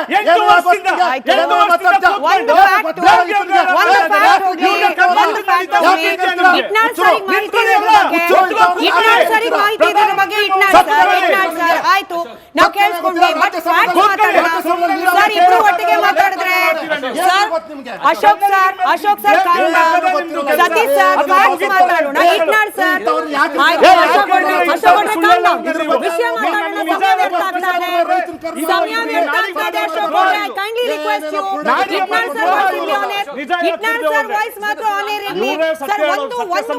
ಒಂದು ಫ್ಯಾಕ್ಟ್ ನೀವೇ ಹೇಳ್ದಾಗೆ ನಿನ್ನೆ ರಾಮದಾಸ್ ಅವರು ಪ್ರಶ್ನೆ ಕೇಳಿದಕ್ಕೆ ಕೇಂದ್ರ ಸರ್ಕಾರದಿಂದ ಸ್ಪಷ್ಟವಾಗಿ ಉತ್ತರ ಕೊಟ್ಟಿದ್ದಾರೆ. ಕರ್ನಾಟಕದ ಪಾಲಿಗೆ ಏನು ನೀರ್ ಇದೆ ಅದರಲ್ಲಿ ಅಣೆಕಟ್ಟು ಕಟ್ಕೊಳ್ಳಿಕ್ಕೆ ಯಾವುದೇ ರೀತಿ ತಕರಾರು ಇಲ್ಲ ಅನ್ನೋದನ್ನು ಹೇಳಿದ್ದಾರೆ. ಹೀಗಾಗಿ ಕಾಂಗ್ರೆಸ್ನವರು ಮೇಕೆದಾಟಿಗೆ ಕೇಂದ್ರ ಸರ್ಕಾರದಿಂದ ಅಡಚಣೆ ಅಂತ ಹೇಳಿದ್ರೆ ಇನ್ಮೇಲೆ ಆ ವಾದ ನಡೆಯೋದಿಲ್ಲ ಅಂತ ಹೇಳಿ. ಬಟ್ ಇಟ್ನಾಳ್ ಸರ್, ನಮಗ್ ಬೇಕಾಗಿರೋದು ಇವತ್ತು ಬಂದೆ ಇಟ್ನಾಳ್ ಸರ್, ಇವತ್ತು ಬೇಕಿರೋದು ಕಾವೇರಿ ನದಿ ನೀರಿನ ಹಂಚಿಕೆ ವಿಚಾರಕ್ಕೆ ಸಂಬಂಧಪಟ್ಟಂತೆ CWMA ನ ಇವತ್ತಿನ ನಿರ್ಧಾರ. ಸರ್ಕಾರ ಸಂಪುಟ ವಿಸ್ತರಣೆಯಲ್ಲಿ ಬಿಸಿ ಇಲ್ಲದೆ ಹೋಗಿದ್ದಿದ್ರೆ ಏನಾದ್ರೂ ಚೇಂಜಸ್ ಮಾಡ್ಲಿಕ್ಕೆ ಅವಕಾಶ ಇತ್ತ ಅಂತ ಹೇಳಿ, ಏನ್ ಮಾಡಬಹುದಾಗಿತ್ತು, ಎಲ್ಲಿ ಮಿಸ್ ಔಟ್ ಆಗಿದೆ ಅಂತ ಹೇಳಿ. ನನಗೇನಂತ ದೊಡ್ಡ ನಿರೀಕ್ಷೆಗಳಿಲ್ಲ. ಸಂಪುಟ ವಿಸ್ತರಣೆಯಲ್ಲಿ ಬಿಸಿ ಆಗಿಲ್ಲ ಅಥವಾ ಇಲ್ಲೇ ಬೆಂಗಳೂರಲ್ಲಿ ಇದ್ರೂ ಕೂಡ. ಯಾಕಂದ್ರೆ ರೆಗ್ಯುಲೇಟರಿ ಕಮಿಷನ್ ಮತ್ತು management authority more or less autonomous ಅವು. ಹೀಗಿರುವಾಗ ಆದರೆ ಅದು ಅವಾರ್ಡ್ ಆಗೋಕ್ಕಿಂತ ಮುಂಚೆ ನಮ್ಮ ಡ್ರಾಟ್ ಸಿಚುವೇಶನ್ ಏನಿದೆ, ವಾಟರ್ ಡಿಮ್ಯಾಂಡ್ ಏನಿರಲಿ, ಅದೆಲ್ಲವನ್ನ ಅವನ ಕಂಟಿನ್ಯೂಸ್ ಬೇಸಿಸ್ ಮನದಟ್ಟು ಮಾಡಿಕೊಡ್ಬೇಕಾಗುತ್ತೆ ನಾವು ಕಮಿಷನ್ಗೆ ಮತ್ತು ಅಥಾರಿಟಿಗೆ. ಈಗ ಕಂಟಿನ್ಯೂಸ್ ನಾವು we should be in touch. ಅದೆಲ್ಲ ಫೇಲ್ ಆಗ್ತಾ ಇದೆ. ಮತ್ತು ಇನ್ನೊಂದು ಮೂಲ ವಿಚಾರ ಏನು ಅಂದರೆ, ಈಗ ರಾಜಕೀಯ ಪಕ್ಷಗಳು ಈಗ ಏನು ಜಗಾಡ್ತಿದ್ದಾವೆ, ಆರೋಪ ಪ್ರತ್ಯಾರೋಪ ಮಾಡ್ತಿದ್ದಾವೆ.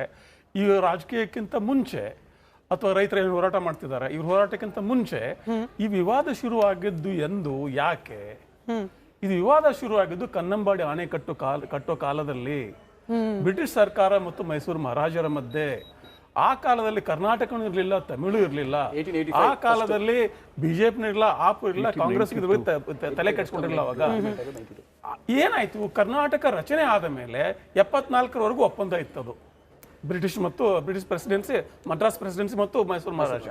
ಆ ಅಗ್ರಿಮೆಂಟ್ 74ಕ್ಕೆ ಮುಗೀತದೆ. ಅದು ಮುಗಿದಾದ್ಮೇಲೆ ಈ ಹೊಸ ಸಿಚುವೇಶನ್ ಅಲ್ಲಿ, ಹೊಸ ರಾಜ್ಯ ರಚನೆಗಾದ ಸಂದರ್ಭದಲ್ಲಿ ನದಿ ನೀರನ್ನ ಮರು ಹಂಚಿಕೆ ಮಾಡೋದಕ್ಕೆ ಒಂದು ಆಗ್ರಹ ಬರ್ತದೆ ಕರ್ನಾಟಕ, ತಮಿಳು ಎಲ್ಲ ರಾಜ್ಯಗಳಿಂದ. ಅವಾಗ ಅದು ನನಗೆ ಹೆಚ್ಚಬೇಕು, ನಿಮಗೆ ಹೆಚ್ಚಬೇಕು, ತಮಿಳ್ನಾಡು ಏನು ಆರ್ಗ್ಯೂ ಮಾಡ್ತಿದ್ರೆ ಅಂದ್ರೆ, ಇಲ್ಲ ಹಿಂದೆ ಇದ್ದಂಥದನ್ನೇ ನನಗೆ ಕೊಡಿ. ಅವ್ರ ವಾದ ಏನಪ್ಪಾ ಅಂದ್ರೆ, ಕರ್ನಾಟಕದಲ್ಲಿ ಹರಿಯುವುದಕ್ಕಿಂತ ಜಾಸ್ತಿ ಕಾವೇರಿ ತಮಿಳುನಾಡಲ್ಲಿ ಹರಿಯುತ್ತದೆ. ಲೋವರ್ ಪ್ಯಾರೆಂಟ್ ಸ್ಟೇಟ್ಸ್ ರೈಟ್ಸ್ ಅಂತಾರೆ ಇದಕ್ಕೆ. ನದಿ ಹರಿವಿನ, ನದಿ ತೀರದ ಕೆಳಭಾಗದ ಜನ ಇದಾರಲ್ಲ, ಅವರ ಹಕ್ಕು ಮುಖ್ಯ ಆಗುತ್ತೆ ಅಂತ. ಅದೆಲ್ಲವನ್ನು ಬ್ಯಾಲೆನ್ಸ್ ಮಾಡಿ ಇಲ್ಲಿ ರೈತ ಚಳವಳಿ ಆಗಿ ಒಂದು ಟೈಮಲ್ಲಿ ಇನ್ನೇನು SM ಕೃಷ್ಣ ಜೈಲಿಗೆ ಹೋಗ್ಬಿಡ್ತಾರೆ ಅಂದ್ಕೊಂಡ್ಬಿಟ್ಟಿದ್ವಿ ನಾವು. ಅಲ್ಲಿವರೆಗೆ ಬಂದಿತ್ತು ಒಂದು ಪರಿಸ್ಥಿತಿ. ಹಾಗೆ ಅದೆಲ್ಲ ಆದಮೇಲೆ 2007 ಒಂದು ಅವಾರ್ಡ್ ಆಗುತ್ತೆ. ಆ ಅವಾರ್ಡ್ ಆದಮೇಲೆ ಇದೆಲ್ಲವನ್ನು ಅದರಲ್ಲಿ it is very speaking order. ಆ ಆರ್ಡರ್ನ ಓದ್ಬಿಟ್ರೆ ಇಟ್ಸ್ ವೆರಿ ವೆರಿ ಕ್ಲಿಯರ್. ಮತ್ತು ಅದನ್ನು ಅನುಷ್ಠಾನ ಮಾಡೋದು ಹೆಂಗೆ ಅಂತ ಪ್ರಶ್ನೆ ಎದ್ದಾಗ ಅದು regulatory commission, water management authority ಇದೆಲ್ಲ ಮಾಡ್ತಾರೆ. ನಾವು ಅರ್ಥ ಮಾಡಬೇಕಾಗಿದ್ದು ಆ ಒಂದು ಫ್ರೇಮ್ವರ್ಕ್ ಅಲ್ಲಿ ನನ್ನ ರಾಜ್ಯಕ್ಕೆ ಏನು ಬೇಕು, ಇವತ್ತೇನು ಬೇಕು, ನಾಳೆ ಏನು ಬೇಕು, ಇದರ ಬಗ್ಗೆ ಆ ಕಮಿಷನ್ಗೆ ಮತ್ತು ಅಥಾರಿಟಿಗೆ ಕಂಟಿನ್ಯೂಸ್ ಬೇಸಿಗೆ ಮನದಟ್ಟು ಮಾಡಿಕೊಡಬೇಕು. BJP ಆಗಿರಲಿ, ಕಾಂಗ್ರೆಸ್ ಆಗಿರಲಿ. ಯಾಕೆ ಇದನ್ನು ಹೇಳ್ತೀನಿ ಅಂದರೆ, ಇಲ್ಲಿನ ಕರ್ನಾಟಕದ ಜನ ಕಾಂಗ್ರೆಸ್ಸಿಗೆ ರಾಜ್ಯ ಸರ್ಕಾರದಲ್ಲಿ ಮತ ಹಾಕಿದ್ದಾರೆ, ಕೇಂದ್ರದಲ್ಲಿ BJP ಮತ ಹಾಕಿದ್ದಾರೆ. ಸಂಸದರನ್ನ ಸಂಸತ್ತಿಗೆ ಏನು ಕಳಿಸ್ತಾರೆ? ಕೇಂದ್ರ ಸರ್ಕಾರದಲ್ಲಿ ನನ್ನ ರಾಜ್ಯಕ್ಕೆ ಸಂಬಂಧಿಸಿದ ವಿಚಾರ ಮಾತಾಡಿ ಅಂತ, ಇಲ್ಲಿ ಬಂದು ರಾಜ್ಯ ಸರ್ಕಾರವನ್ನು ಬ್ಲೇಮ್ ಮಾಡಿ ಅಂತ ಅಲ್ಲ. ಹೀಗಿರುವಾಗ ನಾವೆಲ್ಲ ಕೂಡಿ ಒಟ್ಟಿಗೆ ಕೆಲಸ ಮಾಡಬೇಕು. ಕರೆಕ್ಟ್. ಇದಕ್ಕೆ ಪೂರಕವಾಗಿ ಇನ್ನೊಂದು ಆರೋಪ ಕಾಂಗ್ರೆಸ್ ಪಕ್ಷದ ಮೇಲೆ ಏನ್ ಬರ್ತಾ ಇರೋದು, ಇದಕ್ಕೆ ಅಶೋಕ್ ಗೌಡ್ರು ಕೂಡ ಕೌಂಟರ್ ಕೊಟ್ಟಿದ್ದಾರೆ. ಕ್ವಿಕ್ಲಿ ಸರ್, ಈ ಯಾವುದು ಡ್ಯಾಮ್ ಇದೆಲ್ಲ ಮೇಕೆದಾಟು, ಆ ಮೇಕೆದಾಟು ವಿಚಾರ ಏನಿದೆ ಅಂದ್ರೆ, ಮೇಕೆದಾಟು ಡ್ಯಾಮ್ ಅನ್ನ ನಾವು ಕನ್ಸೀವ್ ಮಾಡಿದ್ದೇನೆ, ಅದನ್ನ ಕಲ್ಪಿಸಿಕೊಂಡ ಬ್ಯಾಲೆನ್ಸಿಂಗ್ ಡ್ಯಾಮ್ ಅಂತ, ಬ್ಯಾಲೆನ್ಸಿಂಗ್ ರಿಸರ್ವಾಯರ್. ಅಲ್ಲಿ ಪ್ರವಾಹ ಬಂದಾಗ ನೀರು ಕಳಿಸ್ಬಿಡಿ ಅಂತಾರೆ ತಮಿಳುನಾಡವರು. ಈಗ ನೀರು ಬೇಕಂತಾರ, ನಾಳೆ ಪ್ರವಾಹ ಬಂತಂತ ಇಟ್ಕೊಳ್ಳಿ, ನೀರು ಕಳಿಸ್ಬಿಡಿ, ನಮ್ಮ ರೈತ ತೊಂದರೆ ಆಗುತ್ತೆ ಅಂತ. ಬ್ಯಾಲೆನ್ಸ್ ಮಾಡಕ್ ಒಂದು ರಿಸರ್ವ್ ಬೇಕಂತ ನಾವು ಮಾತಾಡ್ಕೊಂಡಿದ್ದದನ್ನ, ಅದಕ್ಕೆ ಅಬ್ಜೆಕ್ಷನ್ ಬರಕ್ ಸಾಧ್ಯನೇ ಇಲ್ಲ. ಆದ್ರೂ ಕೂಡ ಅಬ್ಜೆಕ್ಷನ್ ಬಂದಿದೆ ಅಂದ್ರೆ ನಮ್ಮ ವಕೀಲರು ಸಮರ್ಥಿಸಿದ್ದಾರೆ ಅಂತ. ಓಕೆ, ಬಟ್ ಆರೋಪ ಬರ್ತಿರೋದು ಬಂದೆ ಸರ್, ನೀವು ಕೂಡ ಉತ್ತರ ಕೊಡಿರಂತೆ ನಟರಾಜ್ ಗೌಡ್ರೆ. ಸರ್ವಪಕ್ಷ ಸಭೆ ಕರೆಯಲಾಗಿದೆ 2ನೇ ತಾರೀಕು. ಬಟ್ ಇದು ಎಲ್ಲ ಆದ್ಮೇಲೆ ಅದೇನೋ ಹೇಳ್ತಾರಲ್ಲ, ಕೊಳ್ಳೆ ಹೊಡೆದ ಮೇಲೆ ಕೋಟೆ ಬಾಗ್ಲು ಹಾಕಕ್ ಹೋದ್ರು ಹಂಗಾಗ್ತಿದೆ ಅನ್ನೋದು ವಿರೋಧ ಪಕ್ಷದ ಆರೋಪ. ಯಾವಾಗ ವಿಜಯ್ ಅವರು ಪತ್ರ ಬರೆದ್ರು ಆಗ ಕರಿಬಹುದಾಗಿತ್ತು ಸರ್ವಪಕ್ಷ ಸಭೆ, ಯಾವಾಗ CWRC ತೀರ್ಪು ಬಂತು ಅಥವಾ ಶಿಫಾರಸು ಬಂತು ಅವಾಗ ಕರಿಬಹುದಾಗಿತ್ತು ಸರ್ವಪಕ್ಷ ಸಭೆ. ಬಟ್ ಕಾಂಗ್ರೆಸ್ನವರು ಎಟ್ಟಗೇನ್ ಬಿಸಿ ಇದ್ರು, ದೆಹಲಿ ಫ್ಲೈಟ್ ಹಿಡಿತಾ ಇದ್ರು, ಅಲ್ಲಿ ರಾಹುಲ್ ಗಾಂಧಿ ಅವರು ಅಪಾಯಿಂಟ್ಮೆಂಟ್ ಬಯಸ್ತಾ ಇದ್ರು. ಹಂಗಾಗಿ ಇದೆಲ್ಲ ಆದ್ಮೇಲೆ ಇನ್ನೇನ್ ಬೇರೆ ಆಪ್ಷನ್ ಇಲ್ಲ, ಸುಪ್ರೀಂ ಕೋರ್ಟ್ ಹೋಗ್ಬೇಕು ಅನ್ನೋ ಹಂತಕ್ಕೆ ಬಂದಾಗ ಈಗ ಸರ್ವಪಕ್ಷಗಳ ಸಭೆ ಕರೆಯುವ ಔದಾರ್ಯತೆಯನ್ನ ಪ್ರದರ್ಶನ ಮಾಡ್ತಿದ್ದಾರೆ. ಹೊಣೆಗಾರಿಕೆ ಏನ್ ಗೊತ್ತಾ, ಈಗ 28ನೇ ತಾರೀಕು ನಿಯಂತ್ರಣ ಮಂಡಳಿ ಒಂದು ಆರ್ಡರ್ ಮಾಡುತ್ತೆ, 30 ತಾರೀಕು ಪ್ರಾಧಿಕಾರ ಒಂದು ಆರ್ಡರ್ ಮಾಡುತ್ತೆ, ನಾವು 2ನೇ ತಾರೀಕು ಮೀಟಿಂಗ್ ಕರಿತೀವಿ. ಇದಕ್ಕೇನು ಗೊತ್ತಾ, ನಾವು ಸುಮ್ಮನೆ ಅವ್ರು ತಮಿಳ್ನಾಡಿನವ್ರು ಏನೋ ಒತ್ತಡ ಆಗ್ತಾರೆ ಅಂತ ಹೇಳಿ ನಾವು ಹಲ್ಲಾಗುಲ್ಲ ಮಾಡ್ಲಿಕ್ಕೆ ಸಾಧ್ಯ ಆಗೋದಿಲ್ಲ. ಕರ್ನಾಟಕ ಸರ್ಕಾರ ಅಡ್ವೊಕೇಟ್ ಜನರಲ್ ಮುಖಾಂತರ ಮತ್ತು ಹಿರಿಯ ವಕೀಲರ ತಂಡ ಪ್ರಾಧಿಕಾರಕ್ಕೂ ನಿಯಂತ್ರಣ ಮಂಡಳಿಗೂ ಎಲ್ಲ ಮಾಹಿತಿಗಳನ್ನ ಕೊಟ್ಟು ಚರ್ಚೆ ಮಾಡಿ ಈ ರೀತಿ ಇದೆ, ನೀರು ಬಿಡ್ಲಿಕ್ಕೆ ಸಾಧ್ಯ ಆಗೋದಿಲ್ಲ ಅಂತ ಹೇಳಿದ್ಮೇಲೆ ಈ ವರ್ಷ ಮುಂಗಾರು ಮಳೆ ಕರೆಕ್ಟ್ ಆಗಿದ್ರೆ ಈ ತಿಂಗಳಲ್ಲಿ ನಾವು ಬಿಡಬೇಕಾಗಿದ್ದು 31 TMC ನೀರು, ಮುಂದಿನ ತಿಂಗಳು ಬಿಡಬೇಕಾಗ್ತದೆ 44 TMC ನೀರು. ಆದರೆ ನಾವು 31 TMC ನೀರು ಎಲ್ಲೋಗಿದೆ? ಹೊರ ಹರಿವಿದೆ 2,000 ಕ್ಯೂಸೆಕ್ಸ್ ಇದೆ, ಅವ್ರು 3,500 ಕ್ಯೂಸೆಕ್ಸ್ ಕೇಳ್ತಾ ಇದ್ದಾರೆ. ನಾನೇನ್ ಹೇಳ್ತಾ ಇದ್ದೀನಿ ಅಂದ್ರೆ, ನೀರು ಇಲ್ಲದಕ್ಕೆ ಬಿಟ್ಟಿಲ್ಲ ನಾವು, ನೀರು ಬಿಟ್ಟಲ್ಲಿದ್ದಾಗ ಅವ್ರು ಅಲ್ಲಿ ಮುಂದಕ್ಕೆ ಹೋಗ್ತಾರೆ ಅವರು. ನಾವು ನೀರು ಬಿಟ್ಬಿಟ್ರು ಇವರು ಏನೋ ಮಾಡ್ಬಿಟ್ರು ಅಂತಲ್ಲ, ಸರ್ಕಾರ ನೀರು ಬಿಟ್ಟಿಲ್ಲ, ಅದಕ್ಕಾಗಿ ತಮಿಳುನಾಡು ಪ್ರಾಧಿಕಾರಕ್ಕೆ ಹಾಗೆ ಪ್ರಾಧಿಕಾರದ ಮುಂದೆ ಫಸ್ಟ್ ಹೋಗಿದ್ದು ಕರ್ನಾಟಕ ಅಲ್ಲ, ಹೋಗ್ಬೇಕಾಗಿತ್ತು ಕರ್ನಾಟಕ. ಯಾಕೆ ಕೇಳಿ, ಎಲ್ಲಿನೋ ಪರಿಣಾಮ ಈ ಬಾರಿ ರಾಜ್ಯದಲ್ಲಿ ಮಳೆ, ಕೇಳಿಸ್ಕೊಳ್ಳಿ ಸರ್, ಈ ಬಾರಿ ಮಳೆ ಕೊರತೆ ಆಗುತ್ತೆ, ಬರ ಬರುತ್ತೆ. ಇದು ನಿನ್ನೆ ಮೊನ್ನೆ ಹೋದ್ ತಿಂಗಳು DK ಶಿವಕುಮಾರ್ ಅವರು CM ಆಗೋಕಲ್ಲ, ಅದಕ್ಕೆ ಮುಂಚೆನೆ ರಿಪೋರ್ಟ್ ಇತ್ತು. ಎಲ್ಲಿತ್ತು ಸರ್ ದೂರದೃಷ್ಟಿ? ಎಲ್ಲಿತ್ತು? ಈಗ ಕರಿತಿರೋದು ಯಾವಾಗ? 2ನೇ ತಾರೀಕು ಸರ್ವಪಕ್ಷ ಸಭೆ. ಈಗ ಸಜೆಷನ್ ಕೊಡ್ತಾರೆ, ಏನಿದೆ ಆಪ್ಷನ್? ಸುಪ್ರೀಂ ಕೋರ್ಟ್ ಮುಂದೆ ಹೋಗ್ಬೇಕು. ಇಲ್ಲ ಕೇಳಿ, ಈಗ ಮುಂದಿನ ತಿಂಗಳು ಆಗಸ್ಟ್ ಅಲ್ಲೂ ಕೂಡ ನಾವು 44 TMC ನೀರು ಬಿಡಬೇಕಾಗ್ತದೆ ಹಂಚಿಕೆಯ ಪ್ರಕಾರ. ನಾವು TMC ನೀರು ಬಿಡಕ್ಕಾಗ್ತದೆ, ನೀರೇ ಬಂದಿಲ್ಲ, ನೀರು ಬಿಡಕ್ಕಾಗಲ್ಲ.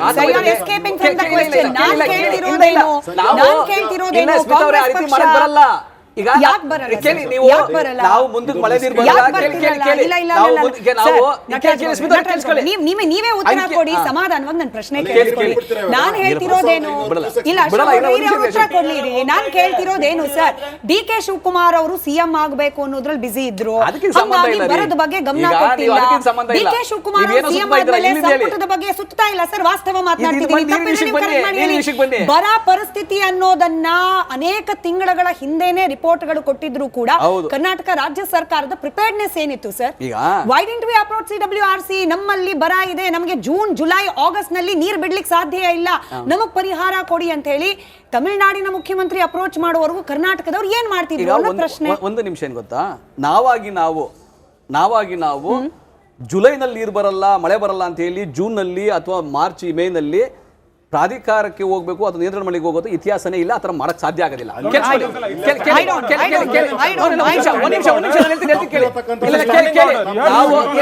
ಕೇಳಿಸ್ಕೊಂಬಿಡಿ, ನಾನು ಹೇಳ್ತೀನಿ, ಮಾರ್ಚ್ ಅಲ್ಲಿ ನಮ್ಗೆ ಮಳೆ ನೀರಿನ ಕೊರತೆ ಆಗುತ್ತೆ ಅಂತ ಬಂತು. ಆದಾಗ್ಯೂ ಕೂಡ ಏಪ್ರಿಲ್ ಅಲ್ಲಿ ಮಳೆ ಹೆಚ್ಚಿಗೆ ಬಂತು, ಏಪ್ರಿಲ್ ಅಲ್ಲಿ ಮಳೆ ಜಾಸ್ತಿ ಬಂತು. ಕೇಳಿಸ್ಕೊಳ್ಳಿ, ವಾಡಿಕೆಗಿಂತ ಏಪ್ರಿಲ್ ಅಲ್ಲಿ ಮಳೆ ಜಾಸ್ತಿ ಬಂತು. ಮೇ ನಲ್ಲಿ ಮಳೆ ಬಂದಿಲ್ಲ, ಜೂನ್ ನಲ್ಲಿ ಬಂದಿಲ್ಲ, ಜುಲೈ ನಲ್ಲಿ ಮಳೆ ಬಂದಿಲ್ಲ, ಆಗಸ್ಟ್ ಅಲ್ಲೂ ಬರೋದಿಲ್ಲ. ನಾವು ಯಾವಾಗ ಮಳೆ ಬರಲ್ಲ ಅವಾಗ ನಾವು ನೀರು ಬಿಡಕ್ಕಾಗಲ್ಲ ಅಂತ ನಿಲ್ಲಿಸ್ತೀವಿ ಹೊರತು ನಾವು ಮುಂದಿನ ತಿಂಗಳು ಮಳೆ ಬರಲ್ಲ ನಾನು ಈಗಲೇ ನಿಲ್ಲಿಸ್ತೀನಿ ಅಂತ ನಾವು ಹೇಳಿಕ್ಕಾಗಲ್ಲ, ಹೇಳಿಲ್ಲ ಅದನ್ನ ಹೇಳಕ್ ಕೇಳಿಸ್ಕೊಳ್ಳಿ. ಆಮೇಲೆ ನೀರು ಬಿಟ್ಟಿಲ್ಲ, ನಾವು ಜೂನ್ ಅಲ್ಲಿ ನೀರು ಬಿಟ್ಟಿಲ್ಲ, ಅದಕ್ಕಾಗಿ ಅವರು ನಿಯಂತ್ರಣ ಮಂಡಳಿಗೆ ಹೋಗಿದ್ದಾರೆ ತಮಿಳುನಾಡವರು. ಜೂನ್ ಅಲ್ಲಿ ನಾವು ನೀರು ಬಿಟ್ಟಿಲ್ಲ, ಯಾಕೆ ನೀರು ಬಿಟ್ಟಿಲ್ಲ? ನಮ್ಮಲ್ಲಿ ಇಲ್ಲ, ನೀರು ಬಿಟ್ಟಿಲ್ಲ, ನಾವು ಬಿಡೋದಿಲ್ಲ. ಕೇಳಿದ್ದು ಸರ್, ಬಿಡಕ್ ಆಗಲ್ಲ ಅನ್ನೋದನ್ನ ಒಂದು ತಿಂಗಳ ಮುಂಚೆ ಆದ್ರೂ ಕರ್ನಾಟಕ ತಿಳಿಸುವ ಆಪ್ಷನ್ ಇತ್ತ ಇರ್ಲಿಲ್ವಾ? ಬಿಟ್ಟಿಲ್ಲ ಅದಕ್ಕೇನೆ ಅವ್ರು ಹೋಗಿದ್ದಾರೆ, ಬಿಟ್ಟಿಲ್ಲ ಅದಕ್ಕೇನೆ ಪ್ರೆಷರ್ ಬಿಲ್ಡ್ ಆಗಿದೆ, ಬಿಟ್ಟಿಲ್ಲ ಅದಕ್ಕೇನೆ ಈಗ ಸಿಡಬ್ಲ್ಯೂಎಂಎ ಶಿಫಾರಸು ನಿನ್ನೆ ಒಬ್ರು ವಾಟರ್ ಎಕ್ಸ್ಪರ್ಟ್ ಏನೇನೆ ಅಂದ್ರೆ ನಮ್ಮ ಲಾಯರ್ ಯಾರು ಮೋಹನ್ ಅವ್ರು ಇದಾರೆ, ಅವರು ಹೇಳ್ತಾ ಇದ್ರು ಏನಂತ ಹೇಳಿದ್ರೆ, ಈ ಕ್ರೈಸಿಸ್ ಏನು this is not the first time Karnataka is facing, ಹಿಂದೆ ಸಹ ಆಗಿರ್ತಕ್ಕಂಥದ್ದು. ಆಗ ಸರ್ಕಾರಗಳು ಏನು ಮಾಡ್ತಿತ್ತು ಅಂದರೆ ಇವರೇ ಹೋಗ್ಬಿಟ್ಟು ಒಂದು ರಿಕ್ವಿಸಿಷನ್ ಹಾಕೋರು, ನಮಗೆ ಈ ಬಾರಿಯ ಪ್ರೆಡಿಕ್ಷನ್ ಪ್ರಕಾರ ಇಷ್ಟಿದೆ ಮಳೆ ಕೊರತೆ ಇಷ್ಟಿದೆ ಅಂತ ಹೇಳಿ, ಅಕಸ್ಮಾತ್ ಬಂದರೆ ಬಿಡ್ತೀವಿ, ಇಲ್ಲ ಅಂದರೆ ಬಿಡೋದಿಲ್ಲ ಅಂತ ಹೇಳಿ. ಒಂದು ನಿಮಿಷ, ನಾನು ಹೇಳ್ತಿರೋದಲ್ಲ ಇದು, ನಾನು ಹೇಳ್ತಿರೋದಲ್ಲ, ನಾನು ಹೇಳಿದ್ದಲ್ಲ ಇದು, ನಟರಾಜ್ ಗೌಡ್ರೆ ಇದು ನಾನು ಹೇಳಿದ್ದಲ್ಲ, ಇದನ್ನ ಮೋಹನ್ ಲಾಯರ್ ಅವರೇ ಹೇಳಿರ್ತಕ್ಕಂಥದ್ದು. ಇನ್ನೊಂದು ಖಾಸಗಿ ಚಾನಲ್ ಅಲ್ಲಿ ಹೇಳಿದ್ರು, ಇದು ಸ್ಪಷ್ಟವಾಗಿರ್ತಕ್ಕಂಥದ್ದು. ಯಾವ ರೀತಿ ಹ್ಯಾಂಡಲ್ ಆಗಿದೆ ಇದು ಸಹ ಗೊತ್ತಿರೋದು. ನಮಗೆ ಕರ್ನಾಟಕದ ಕೊರತೆ ಏನಿದೆಯಲ್ಲ, ಇದು ಎಲ್ಲಿಂದ ಆಗಿದೆ ಅಂತ ಹೇಳಿದ್ರೆ, ಯಾವ ಜಡ್ಜ್ಮೆಂಟ್ ಬಂತು ಇದನ್ನಲ್ಲಿ ತೆಗೆದುಕೊಂಡಿರ್ತಕ್ಕಂಥದ್ದು, ಫಸ್ಟು ಗ್ರೌಂಡ್ ವಾಟರ್ನ ತೆಗೆದುಕೊಂಡಿಲ್ಲ, ಸರ್ಫೇಸ್ ವಾಟರ್ನ ತೆಗೆದುಕೊಂಡಿಲ್ಲ, ಇವೆರಡನ್ನೂ ತೆಗೆದುಕೊಳ್ಳದೆ ಮೂರನೇದೇನು ಅಂತ ಹೇಳಿದ್ರೆ, ಹಿಂಗಾರು ಮಳೆಯ ಯಾವ ರೀತಿ ಆಗತ್ತೆ ತಮಿಳ್ನಾಡಲ್ಲಿ ಅಂದ್ರೆ ನಾರ್ತ್ ಈಸ್ಟ್ ಮಾನ್ಸೂನ್ ರೈನ್ಸು, ಅದ್ರ ಬಗ್ಗೆ ತೆಗೆದುಕೊಂಡಿಲ್ಲ ಅಂತಕ್ಕಂಥದ್ದು ಮೂರು ಸಹ ಜಡ್ಜ್ಮೆಂಟ್ ಇರೋ ಲ್ಯಾಬ್ಸ್. ಇದನ್ನ ಸರಿ ಮಾಡಬೇಕು. ಒಂದು. ಎರಡನೇದು, ನಾನು ಹೇಳಿದ್ನಲ್ಲ, ಸ್ಟ್ರೀಮ್ ಫ್ಲೋ ಕಡಿಮೆ ಆಗಿರ್ತಕ್ಕಂಥದ್ದು ಮತ್ತು ಗ್ಲೋಬಲ್ ವಾರ್ಮಿಂಗು ಮತ್ತು ಅರ್ಬನೈಸೇಷನ್ ಇಂದ ಕಡಿಮೆ ಆಗ್ತಿರ್ತಕ್ಕಂಥದ್ದು, ಇದ್ರ ಬಗ್ಗೆ ಯಾವ ರೀತಿ ಕ್ರಮ ಯಾವ ಸರ್ಕಾರ ತೆಗೆದುಕೊಂಡಿದೆ ಅನ್ನೋದನ್ನು ಸ್ಪಷ್ಟವಾಗಿ ಹೇಳಿ.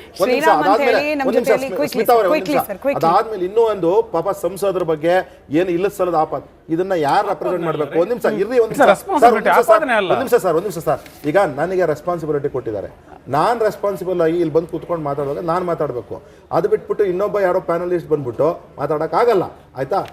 ನೀರಾವರಿ ಸಚಿವರಿಗೆ ಅದು ರೆಸ್ಪಾನ್ಸಿಬಿಲಿಟಿ ಇರೋದು, CWRCಗೆ ಹೋಗ್ಬೇಕು, CWRMಗೆ ಹೋಗ್ಬೇಕು ಅಂತ ಹೇಳ್ಬಿಟ್ಟು ಅವ್ರು ಹೋಗಿ ಮಾತಾಡ್ಬೇಕೇ ಹೊರತು ನಮ್ಮ ಸರ್ಕಾರ ನಾವು ಮಾಡ್ತೀವಲ್ಲ, ಅದ್ರ ಸಂಸದರದ್ದು ಎಲ್ಲಿಂದ ಬಂತ ರೋಲು? ಸಂಸದರು ಏನ್ ಚರ್ಚೆ ಮಾಡ್ಬೇಕು, ಮಾಡ್ತೀವಿ, ಖಂಡಿತವಾಗ್ಲೂ ಮಾಡ್ತೀವಿ.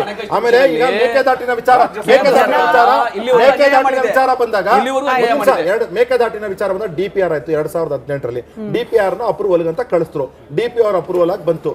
DPR ಅಪ್ರೂವಲ್ ಆಗಿ ಬಂದ ಮೇಲೆ ನೀವು ಎನ್ವೈರನ್ಮೆಂಟಲ್ ಕ್ಲಿಯರೆನ್ಸ್, ಫ್ಲೋರಾ ಫಾನಾ ಬಗ್ಗೆ ಅಬ್ಜೆಕ್ಷನ್ಸ್ ಬಂತು ಎನ್ವೈರನ್ಮೆಂಟಲಿಸ್ಟ್ ಗಳಿಂದ, ಅದು ಕ್ಲಿಯರ್ ಆಯ್ತು.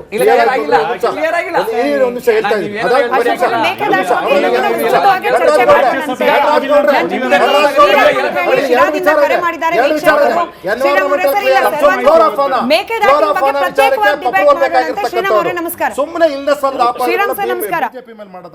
ನಮಸ್ತೆ ಕೇಳಿಸ್ತಾ ಇದೆ? ಹೇಳಿ ಸರ್. ಏನಿಲ್ಲ ಮೇಡಮ್, ಈಗ DK ಶಿವಕುಮಾರ್ ಹೆಂಗಾಗಿದ್ರೆ ಮುಖ್ಯಮಂತ್ರಿ ಆದಾಗ್ಲಿಂದ ಬರೀ ಸಮಸ್ಯೆಗಳಿಗೆ ಸಿಕ್ಬಿಟ್ಟಿದ್ದಾರೆ. ಒಂದು ಏನಪ್ಪಾ ಅಂದ್ರೆ ವಿಧಾನ ಪರಿಷತ್ ಎಲೆಕ್ಷನ್ ಮಾತ್ರ ಸಕ್ಸಸ್ ಆದ್ರು, ಆದ್ರೆ ಈಗ ನೋಡ್ರಿ ಬಿಡದಿ ಹೋರಾಟ ಬಂತು, ಅಲ್ಲಿ ಫೇಲೂರು, ಅಲ್ಲಿ ಸಮಸ್ಯೆ ಆಗ್ತಾ ಇಲ್ಲ. ಈಗ ನೀರಾವರಿ ಬಂತು, ಕ್ಯಾಬಿನೆಟ್ ನೋಡಿರಿ ವಿಸ್ತರಣೆ ಮಾಡೋದಕ್ಕೆ ಇಷ್ಟೊಂದ್ ದಿವಸ ಟೈಮ್ ತಗೊಂಡ್ರು. ಆ ರಾಹುಲ್ ಗಾಂಧಿ ಮಾಡಿದ ಬೇಗ ವಿಸ್ತರಣೆ ಮಾಡ್ಬಿಟ್ಟಿದ್ರೆ DK ಶಿವಕುಮಾರ್ ಒಂದು ತಲೆನೋವು ತಪ್ಪೋಗ್ಬಿಡೋದು. ಈಗ ಬೇಗ ವಿಸ್ತರಣೆ ಮಾಡಬೇಕು ಮತ್ತು ಈ ಸರ್ವ ಪಕ್ಷಗಳ ಸಭೆ ಅಂತ ಈಗ ಕರೀತಾರೆ, ಈ ಕರೆಯಂತ ಮುಂಚೆನೆ ಕರೆದ್ಬಿಟ್ಟಿದ್ರೆ ಏನಾದ್ರೂ ಒಂದ್ ಮಾಡ್ಕೊಂಡು ಇವ್ರನ್ನ ಒಗ್ಗಟ್ಟಿಗೆ ತಾಂಡು ಹೋಗ್ಬೋದಾಯ್ತು. ಕೇಂದ್ರದಲ್ಲಿ ನಮ್ಮ ಮಿನಿಸ್ಟರ್ ಇದ್ದಾರೆ ಕುಮಾರಸ್ವಾಮಿ ಅವರು, DK ಶಿವಕುಮಾರ್ ಅವರು, ಒಂದು ಅನುಮತಿ ಮೇರೆಗೆ ಹೋದ್ರೆ ಕಾವೇರಿ ನೀರಿನ ನಾವು ಸಕ್ಸಸ್ ಆಗ್ಬೋದು. ಇವ್ರಿಗೆ ಅವ್ರದೇ ಪ್ರತಿಷ್ಠೆ, ಇವ್ರದೇ ಪ್ರತಿಷ್ಠೆ ಆಗ್ಬಿಟ್ಟು ಕಾವೇರಿ ನೀರಿನ ಸಮಸ್ಯೆ ಇಷ್ಟ ಆಗ್ಬಿಟ್ಟಿದೆ. ಇಬ್ರು ಅನುಮತಿ, ಕೇಂದ್ರ ಸಚಿವರು ಮತ್ತು ಮುಖ್ಯಮಂತ್ರಿಗಳು ಇಬ್ರು ಒಂದು ಒಗ್ಗಟ್ಟಿನಿಂದ ಹೋದ್ರೆ ಕಾವೇರಿ ಸಮಸ್ಯೆ ಈಸಿಯಾಗಿ ಇವ್ರು ಬಗೆಹರಿಸಬಹುದು. ರೈಟ್ ಸರ್, ಧನ್ಯವಾದ. ಶಿವಕುಮಾರ್ ಅಂತ ಹೇಳಿ ಮತ್ತೊಬ್ರು ದೂರವಾಣಿ ಸಂಪರ್ಕದಲ್ಲಿದ್ದಾರೆ. ನಮಸ್ಕಾರ ಶಿವಕುಮಾರ್ ಅವರೇ. ನಮಸ್ತೆ ಮೇಡಮ್, ನಾನು ಶಿವಕುಮಾರ್ ಅಂತ ಶಿವಮೊಗ್ಗದಿಂದ. ಹೇಳಿ ಸರ್.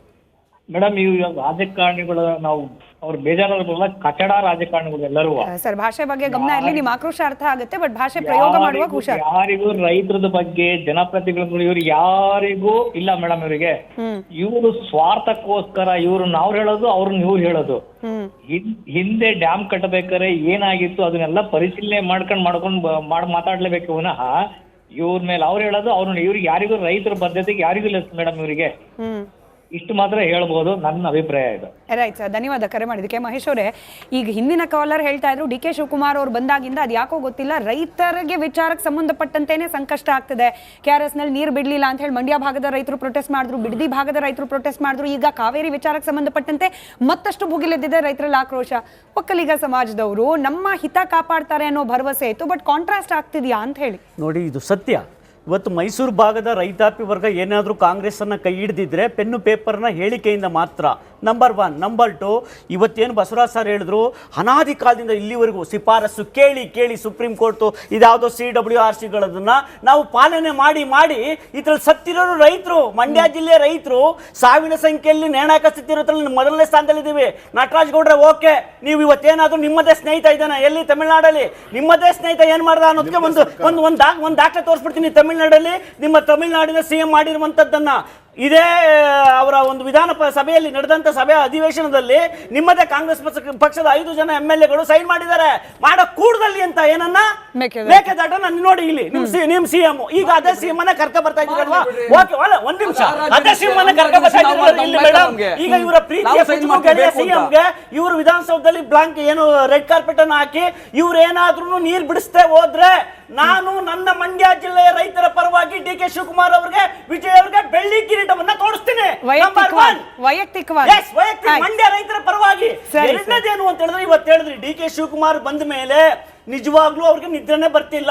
ಸಚಿವ ಸಂಪುಟ ಯಾಕೆ ಖಾಲಿ ಬಿದ್ದಿದೆ ಅನ್ನೋದಕ್ಕೆ ಇವತ್ತು ಮಂಡ್ಯ ಜಿಲ್ಲೆಯ ಶಾಸಕರು ಎಷ್ಟು ಜನ ಇದ್ದಾರೆ ಕಾಂಗ್ರೆಸ್ನವರು, ಒಬ್ಬನೇ ಒಬ್ಬ ಇವತ್ತು ಏನಾದ್ರು ಎಲ್ಲರೂ ಬನ್ನಿ, ಓಕೆ ಕಾಲ್ಮಿ, ನಮ್ಮನ್ನು ಕರೀರಿ, ಬರ್ತೀವಿ. ನೀವೆಲ್ಲ MLAಗಳನ್ನ ತಮಿಳ್ನಾಡಲ್ಲಿ ಎಲ್ಲರೂ ಒಂದಾಗ್ತಾರೆ, ಕರ್ನಾಟಕದಲ್ಲಿ ಯಾಕೆ ಒಂದಾಗಲ್ಲ?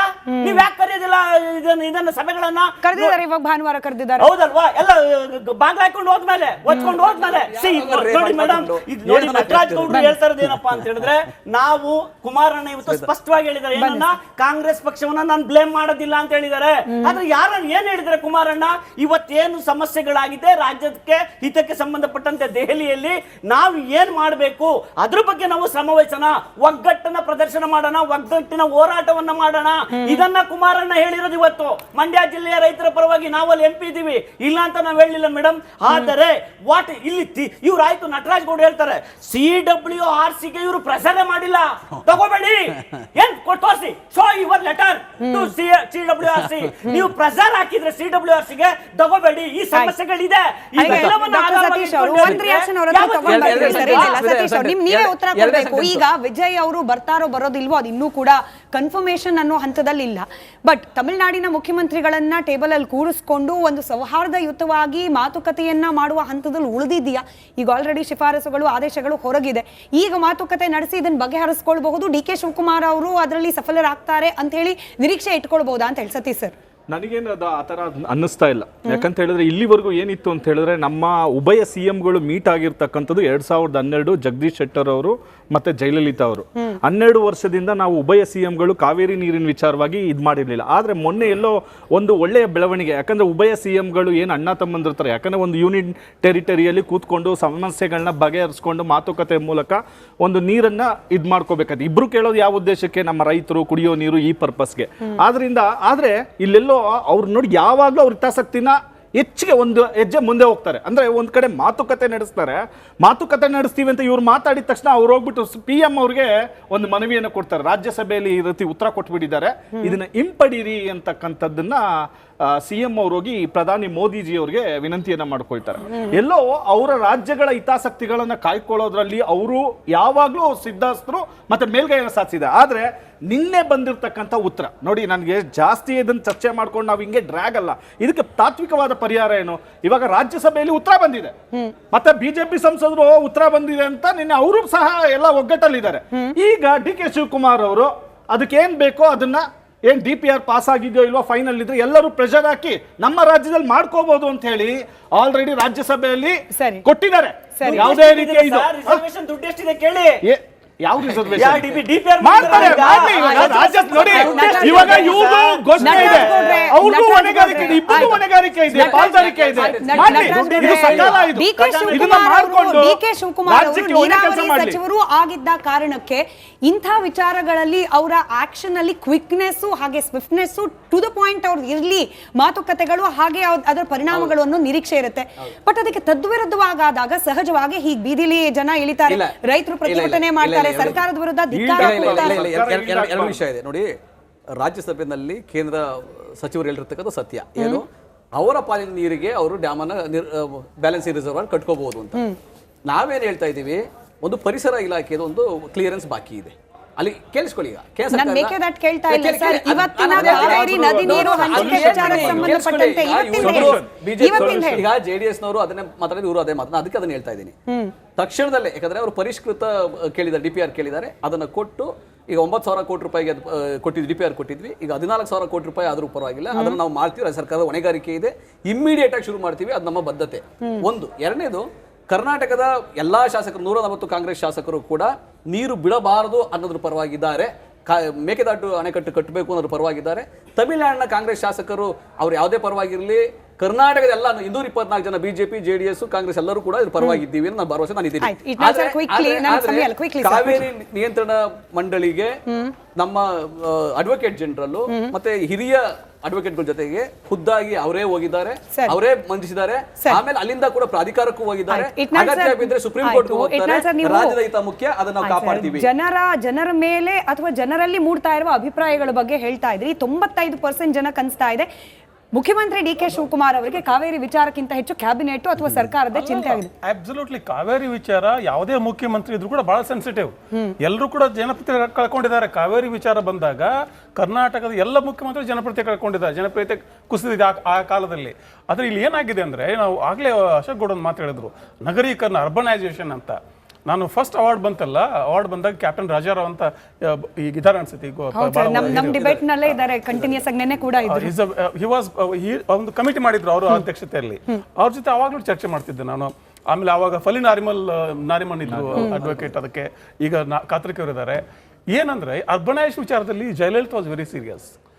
ಅವರ ವಾದ ಏನಿತ್ತು ಅಂದ್ರೆ, ನೀವು ಕಾವೇರಿ ಸ್ಟೇಜ್ 4, ಸ್ಟೇಜ್ 5, ಸ್ಟೇಜ್ 10 ಮಾಡ್ತಾ ಹೋಗ್ಬಿಡ್ತೀರಿ. ಯಾಕೆ ಈ ಮಾತನ್ನು ಹೇಳ್ತಿದ್ರು ಜಯಲಲಿತಾ, ಮತ್ತು ಯಾಕೆ ಅದು ಸರಿಯಾದ ವಾದ ಕೂಡ ಅಂತ ನಾನು ಹೇಳ್ತೇನೆ.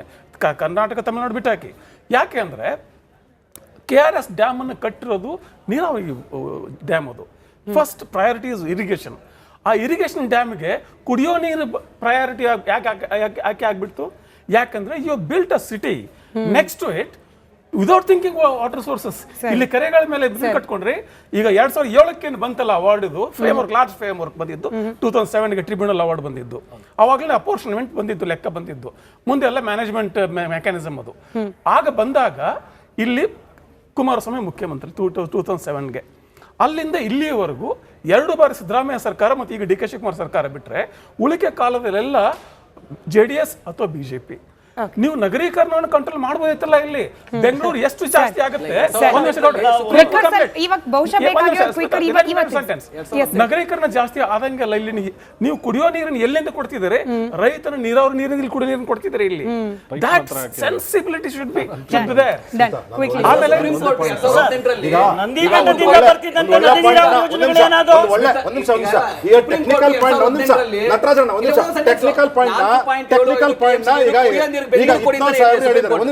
ಈಗ ವಿಚಾರ ಏನು ಅಂತ ಹೇಳಿದ್ರೆ, ಬೆಂಗಳೂರಿನ ಕುಡಿಯೋ ನೀರು ಯಾವ ರೀತಿ ಇನ್ಫ್ರಾಸ್ಟ್ರಕ್ಚರ್ ಬಿಲ್ಡ್ ಆಗಿತ್ತು, ಚೋಳರ ಕಾಲದಿಂದ ಹಿಡ್ಕೊಂಡು ತಿಪ್ಕೊಂಡ್ನಲ್ಲಿ ಡ್ಯಾಮ್ ನ ಭರ್ತಿ ಮಾಡಿ ಇಲ್ಲಿ ಇರ್ತಕ್ಕಂತ 2.94 TMC ರಿಕ್ವೈರ್ಮೆಂಟ್ ಏನಿದೆ, 0.9 ತಿಪ್ಕೊಂಡ್ನಲ್ಲಿ ಮತ್ತು 1 TMC ಇನ್ನೊಂದು ಜಲಾಶಯದಿಂದ ಬರ್ತಿತ್ತು. ಅದಾದ್ಮೇಲೆ ಮಿಕ್ಕಿರೋದಲ್ಲಂತಹ ಗ್ರೌಂಡ್ ವಾಟರ್ ಇಂದ ಬರ್ಬೋದಾಗಿತ್ತು. ಆದ್ರೆ ಇದಕ್ಕೆ ಆಗ್ಬೇಕಾಗಿರ್ತಕ್ಕಂಥದ್ದು ಏನಂದ್ರೆ, ನೀವು ಗ್ರೌಂಡ್ ವಾಟರ್ ನ ರೀಚಾರ್ಜ್ ಆಗ್ಬೇಕು, ಎಲ್ಲಿಂದ ರೀಚಾರ್ಜ್ ಆಗ್ಬೇಕು ಅದ್ರ ಬಗ್ಗೆ ಯೋಚನೆ ಮಾಡಿದ್ದೀರಾ?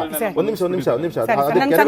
ಜೊತೆಗೆ ಇನ್ನೊಂದೇನಂತ ಹೇಳಿದ್ರೆ, ನಾವು KRS ಮೇಲೆ KRSನ 3 TMCನ ಬೆಂಗಳೂರಿಗೆ ಪ್ರತಿ ತಿಂಗಳು ಕೊಡೋದ್ರ ಬದಲು ಬೇರೆ ಜಲಾಶಯಗಳನ್ನ ನಾವು ಯಾಕೆ ಯೋಚನೆ ಮಾಡಲಿಲ್ಲ ಅಂದ್ರೆ ವಿಚಾರ ಏನು ಅಂತ ಹೇಳಿದ್ರೆ ಇದು 20 ವರ್ಷದ ವಿಚಾರ ಅಲ್ಲ, 20 ವರ್ಷದ ವಿಚಾರ ಅಲ್ಲ, ಇದು 70 ವರ್ಷದ ವಿಚಾರ, 70 ವರ್ಷದ ವಿಚಾರ. ಜನರಿಗೂ ಕೂಡ ಅನ್ಸಿರೋ ರೀತಿಯಲ್ಲಿ ನಟರಾಜ್ ಗೌಡ್ರೆ 95% ಜನಕ್ಕೆ ಅನಿಸ್ತಾ ಇದೆ ಸರ್ಕಾರದ ಗಮನ ಕಾವೇರಿ ನದಿ ನೀರು ವಿಚಾರಕ್ಕಿಂತ ಹೆಚ್ಚಾಗಿ ಬೇರೆ ಕಡೆ ಇದೆ ಅಂತ ಹೇಳಿ. ಅದು ಎಲ್ಲಿದೆಯೋ ಗೊತ್ತಿಲ್ಲ, ಆದಷ್ಟು ಬೇಗ ವಾಪಸ್ ಕರ್ಕೊಂಡು ಬನ್ನಿ ಸರ್. ಇರೋದು ಒಂದು ಆಪ್ಷನ್ ಸುಪ್ರೀಂ ಕೋರ್ಟ್. ಅಲ್ಲಾದ್ರೂ ಅನ್ಯಾಯ ರಾಜ್ಯದ ಜನರಿಗೆ ಆಗದೇ ಇರೋ ರೀತಿಯಲ್ಲಿ ಆಗ್ಲಿ ಅಂತ ಹೇಳಿ ಜನ ನಿರೀಕ್ಷೆ ಮಾಡ್ತಾ ಇದ್ದಾರೆ. ಹಾಗಾಗಿ ಅಂತ ಹೇಳಿ ನಾನು ಕೇಳ್ಕೊಳ್ತಾ. ಧನ್ಯವಾದ. ಸಮಯದಿದಷ್ಟೇ. Thank you. ನೋಡ್ತಾ ಇರಿ ರಿಪಬ್ಲಿಕ್ ಕನ್ನಡ. ಥ್ಯಾಂಕ್ ಯು ಎಲ್ಲರಿಗೂ ಚರ್ಚೆಯಲ್ಲಿ ಭಾಗಿಯಾಗಿದ್ದಕ್ಕೆ. ನೋಡ್ತಾ ಇರಿ ರಿಪಬ್ಲಿಕ್ ಕನ್ನಡ, ಇದು ನಿಮ್ಮ ಧ್ವನಿ.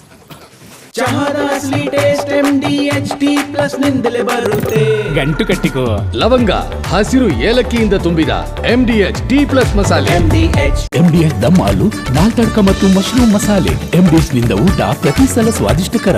MDH ಯಾವಾಗ್ಲೂ ನಿಮ್ಗೆ ಹೊಸ ರುಚಿ ನೀಡಲು ಪ್ರತಿಬದ್ಧವಾಗಿದೆ. ಆರೋಗ್ಯ ಹಾಗೂ ನ್ಯೂಟ್ರಿಷನ್ ಸಿಗುತ್ತೆ, ನೋಡಿ ಬಾಡಿ ಸ್ಟ್ರಾಂಗ್ ಆಗುತ್ತೆ, ಸ್ವಲ್ಪ ತಿಂದು ಹಸಿವು ನಿಗುತ್ತೆ, ಡೈಜೆಷನ್ಗೆ ಇಲ್ಲ ಅಪಾಯ. MDH ಸೋಯಾ ಟೀ ಅಸಲಿ ಪ್ರೋಟೀನ್.